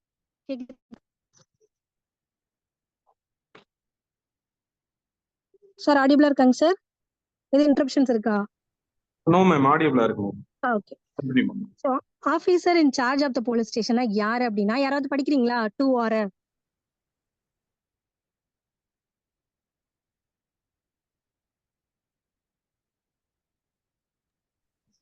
Section 2R, officer in charge of police station includes when the officer in charge of the police station is absent from the station house or unable from illness or other cause to perform his duties, the police officer present at the station house who is next in rank to such officer and is above the rank of constable, or when the state government so directs, any other police officer so present.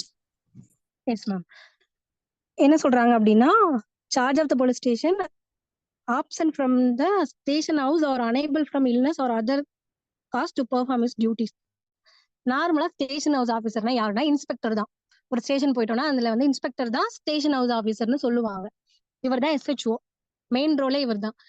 இவர் இல்லைன்னா, இவர் ஏதோ ஒரு டியூட்டில வெளில போயிட்டாரு, இல்ல வந்து illness வந்து அவருக்கு இருக்கிறதுனால அவரால் வர முடியல அப்படின்னா என்ன சொல்றாங்க, who is next in rank to such officer.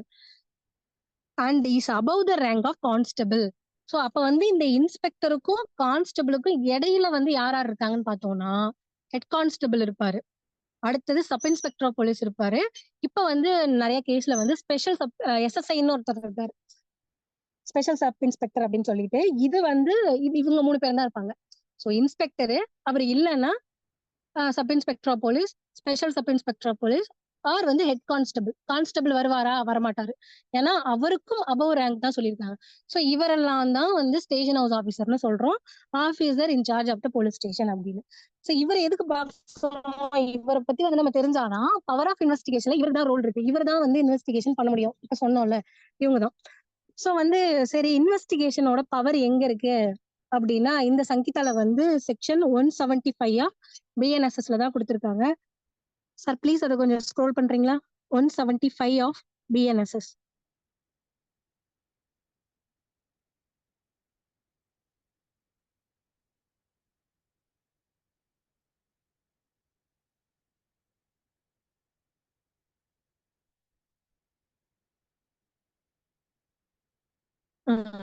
S sir. Okay, 175 என்ன சொல்றாங்கன்னா police officers power to investigate the cognizable case. Non cognizable கேஸுக்கு இன்வெஸ்டிகேஷன் வராது, டைரக்டா என்ன பண்ணணும்னா இன்ஃபர்மெண்ட்டை மேஜிஸ்ட்ரேட்டுக்கு அனுப்பிடணும். ஸோ காக்னிசபிள் அஃபென்ஸ்ல என்ன காக்னிசபிள் அஃபென்ஸா இன்வெஸ்டிகேட் பண்றாங்க, அதுல உள்ள பவர், அதாவது இன்வெஸ்டிகேஷனோட சோர்ஸ் ஆஃப் பவர் அப்படின்னு கேட்டாங்கன்னா செக்ஷன் 175 ஆஃப் BNSS தான். இதை வச்சுட்டு தான் அவங்க இன்வெஸ்டிகேஷனே பண்றாங்க. ஸோ அப்படி இருக்கும்போது இதை ஒரு வாட்டி நம்ம ரீட் பண்ணிக்கலாம். யாராவது ரீட் பண்ணுங்க ஃபர்ஸ்ட் சப்செக்ஷனை மட்டும். Section 175. 175. Police officers power to investigate cognizance case. Subsection 1. Any officer in charge of police stations may, without the order of magistrate, investigate any cognizance case which a court having jurisdictions over the local area within the limits of such stations would have power to inquire into or try under the provisions of chapter 14. Okay okay, என்ன சொல்றாங்கன்னா officer in charge of the police station cognizable அஃபென்ஸை பொறுத்தவரை என்ன சொல்றாங்க பாருங்களேன், without the order of magistrate என்ன பண்ணலாம், நீங்க மேஜிஸ்ட்ரேட் கிட்ட போயிட்டு நீங்க பெர்மிஷனோ இல்ல ஆர்டரோ வாங்கணும்னு தேவை கிடையாது. ஆனா நான் காக்னிசபிள் அஃபென்ஸை பொறுத்தவரை என்ன பார்த்தோம் 174ல, கண்டிப்பா என்ன பண்ணணும், இது ஆர்டர் வாங்கினதுக்கு அப்புறம் தான், மேஜிஸ்ட்ரேட் ஆர்டர் வாங்கினதுக்கு அப்புறம் தான் நீங்க இன்வெஸ்டிகேட்டே பண்ண முடியும். இதுல பாருங்க காக்னிசபிள் அஃபென்ஸை பொறுத்தவரை நீங்க மேஜிஸ்ட்ரேட் கிட்ட வந்து ஆர்டர் வாங்கணுங்கிற பெர்மிஷன் வாங்கணுங்கிற அவசியம் இல்ல, டைரக்டா என்ன பண்ணிடலாம், FIR ரெஜிஸ்டர் பண்ணீங்களா, FIR காப்பியை வந்து மேஜிஸ்ட்ரேட்டுக்கு அனுப்புனீங்களா, அனுப்புனதுக்கு அப்புறம் ஸ்பாட்டுக்கு போயிட்டு நீங்க இன்வெஸ்டிகேட் பண்ணலாம் அப்படின்னு சொல்றாங்க. பிளஸ் பாருங்களேன், எந்த அதாவது the limits of station would have the power to inquire into or try under the provision of chapter 14. chapter 14 எதை சொல்லும் அப்படின்னா காக்னிசன்ஸ் பத்தி சொல்லும். அதாவது மேஜிஸ்ட்ரேட்டுக்கு உள்ள காக்னிசன்ஸ் பவர்னா வழக்க வந்து எந்தெந்த மேஜிஸ்ட்ரேட் வந்து எப்பப்ப வழக்கு கோப்புல எடுக்கலாம் அப்படிங்கிற மாதிரி ஒரு பவர் சொல்லியிருப்பாங்க.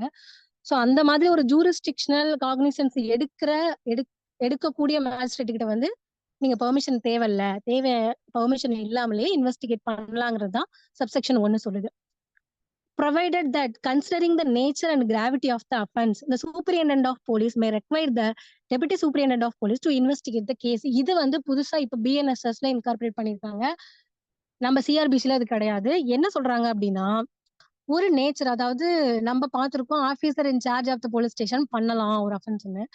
ஸோ வந்து ரொம்ப வந்து ஹீனியஸான அஃபென்ஸா இருக்கு அப்படின்னு வச்சுக்கோங்களேன், மர்டரே வந்து ஒரு 4-5 பேரை வந்து போட்டு தள்ளிட்டாங்க, இல்ல வந்து ஏதாவது அந்த மாதிரி ரொம்ப பேசப்படுற ஒரு குற்றமா இருக்கு, அதுல வந்து இன்வெஸ்டிகேட் வந்து officer in charge of the police station மட்டும் பண்ண பத்தாது அப்படின்னு ஒரு கன்சர்ன் எஸ்பி வந்து நினைச்சாருன்னா என்ன பண்ணலாம், DSP கிட்ட ஒரு ரெக்வயர் பண்ணலாம், நீங்க போய் அதை விசாரிங்க அப்படின்னு சொல்லிட்டு. ஸோ அதுதான் வந்து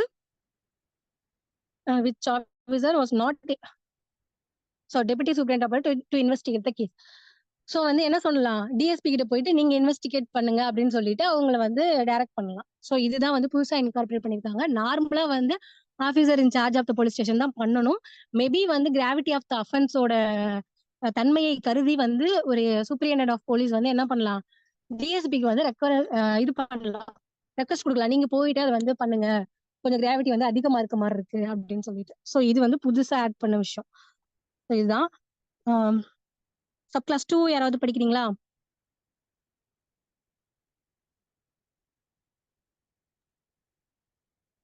Subclass 2, no proceeding of a police officer in any such case shall at any stage be called in question on the ground that the case was one which such officer was not empowered under the section to investigate. Okay.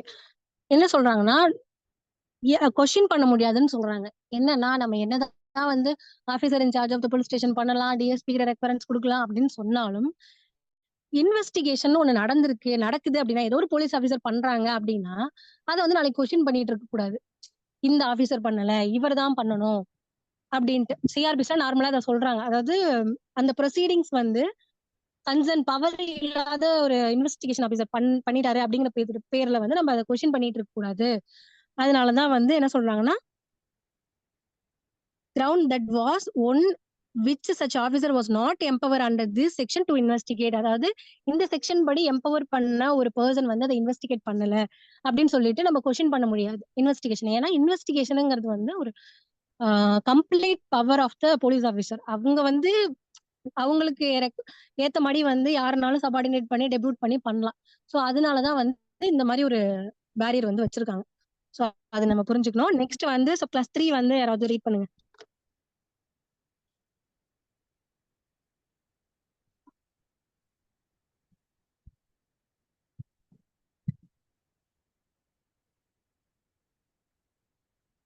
Read பண்ணலாமே யாராவது? நானே பண்ணிட்டுமாலனா? Okay. Class 3ல என்ன சொல்றாங்கன்னா any magistrate empower under section 210 may after considering the application supported by an affidavit made under subsection 4 of section 173 and after making such inquiry as he thinks necessary and submission made in this regard by the police officer orders such an investigation as above mentioned. இது வந்து நீங்க யாராவது explain பண்ணணும். ஏன்னா last கிளாஸ்ல இது நம்ம வந்து டீடைலா நம்ம பார்த்தோம். யாராவது எக்ஸ்பிளைன் பண்றீங்களா? பார்த்திருக்க மாதிரி அட்லீஸ்ட் தெரியுதா? புதுசா இருக்கா?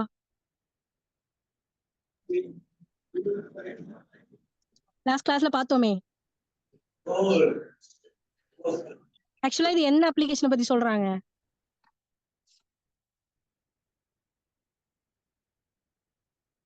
தெரியலையா யாருக்கும்? எஃப்ஐஆர் ரெஃப்யூசல் பண்ணும்போது ஃபைல் பண்ணக்கூடிய application to magistrate. Yes ma'am. So அதான் நம்ம பார்த்தோம் இல்லையா? அதாவது எஃப்ஐஆர் மேபி வந்து ரெஜிஸ்டர் பண்ணல, இன்வெஸ்டிகேட் பண்ணலன்னா மேஜிஸ்ட்ரேட்டுக்குள்ள பவரையும் இதுலயே கொடுத்துருக்காங்க. So any magistrate empower under section 210 எதை பத்தி சொல்றதுன்னா காக்னிசன்ஸ் எடுக்கிறது. ஒரு கேஸை பத்தி அந்த ஜூரிஸ்டிக்ஷனல் மேஜிஸ்ட்ரேட் வந்து காக்னிசன்ஸ் எடுக்கலாம் அப்படின்னு இருந்ததுன்னா அந்த ஜூரிஸ்டிக்ஷனல் மேஜிஸ்ட்ரேட் என்ன பண்ணலாம்? இந்த மாதிரி ஒரு அப்ளிகேஷன், அதாவது எஃப்ஐஆர் ரெஜிஸ்டர் பண்ணலன்னு ஒரு அப்ளிகேஷன் வருதுன்னு வச்சுக்கோங்க 173 கிளாஸ் 4 கீழே, அவங்க என்ன பண்ணலாம்னா அஃபிடவிட், அந்த அப்ளிகேஷன் என்னவா இருக்கணும்? அஃபிடவிட்டோட வச்சு போடணும். பிளஸ் வந்து நெசசரி இன்கொயரி மேஜிஸ்ட்ரேட் பண்ணணும். பண்ணதுக்கு அப்புறம் என்ன பண்ணணும்? யார் ரெஃப்யூஸ் பண்ணாங்களோ கன்சர்ன் போலீஸ் ஆஃபீஸரை வந்து ஒரு சப்மிஷன் கொடுக்க சொல்லணும். எதனால ரெஃப்யூஸ் பண்ணீங்க, அதுக்கான ரீசன் என்ன அப்படின்னு சொல்லி கேட்டதுக்கு அப்புறம் தான் இந்த முன்னாடி investigation power first and second கிளாஸ்ல பார்த்தோம் இல்லையா, அந்த பவரை வந்து இன்வோக் பண்ணுங்கன்னு சொல்லி ஆர்டர் போடலாம். ஓகேவா? இது புரியுதா? யாருக்குமே பார்த்த மாதிரி தெரியலையா அந்த சப்செக்ஷனு? 156(3) மேம். எஸ், அது வந்து சிஆர்பிசில இருக்கிறதுனால. ஓகே, சரி. நெக்ஸ்ட் வந்து இதுல வந்து பிஎன்எஸ்எஸ்ல பொறுத்தவரை 175 கிளாஸ் 3ல தான் நம்ம போடுறோம் அந்த அப்ளிகேஷனை. நார்மலா சிஆர்பிசி நம்ம வந்து ட்ரையல்லாம் பார்த்தோம்னா இப்ப நம்ம போட்டுட்டு இருக்கிறது 156 கிளாஸ் 3ல தான் போட்டுட்டு இருக்கோம். ஆனா பிஎன்எஸ் பொறுத்தவரையும் 175 கிளாஸ் 3 தான். பிளஸ் வந்து அஃபிடவிட்டை வந்து இதுல மேண்டேட் பண்ணிருக்காங்க. பிளஸ் வந்து நெசசரி இன்கொயரி பண்ணலாம்னு சொல்லியிருக்காங்க. பிளஸ் வந்து போலீஸ் ஆஃபீஸரோட சப்மிஷன் வந்து ரெக்வயர் பண்ணணுங்கிறதெல்லாம் இது புதுசா இப்ப இன்கார்பரேட் பண்ணிருக்காங்க பிஎன்எஸ்எஸ்ல. ஸோ அதெல்லாம் நம்ம பாத்துக்கணும். நெக்ஸ்ட் வந்து டோட்டலா புதுசாவே வந்து சப் கிளாஸ் 4 வந்து கொடுத்துருக்காங்க. யாராவது ரீட் பண்றீங்களா?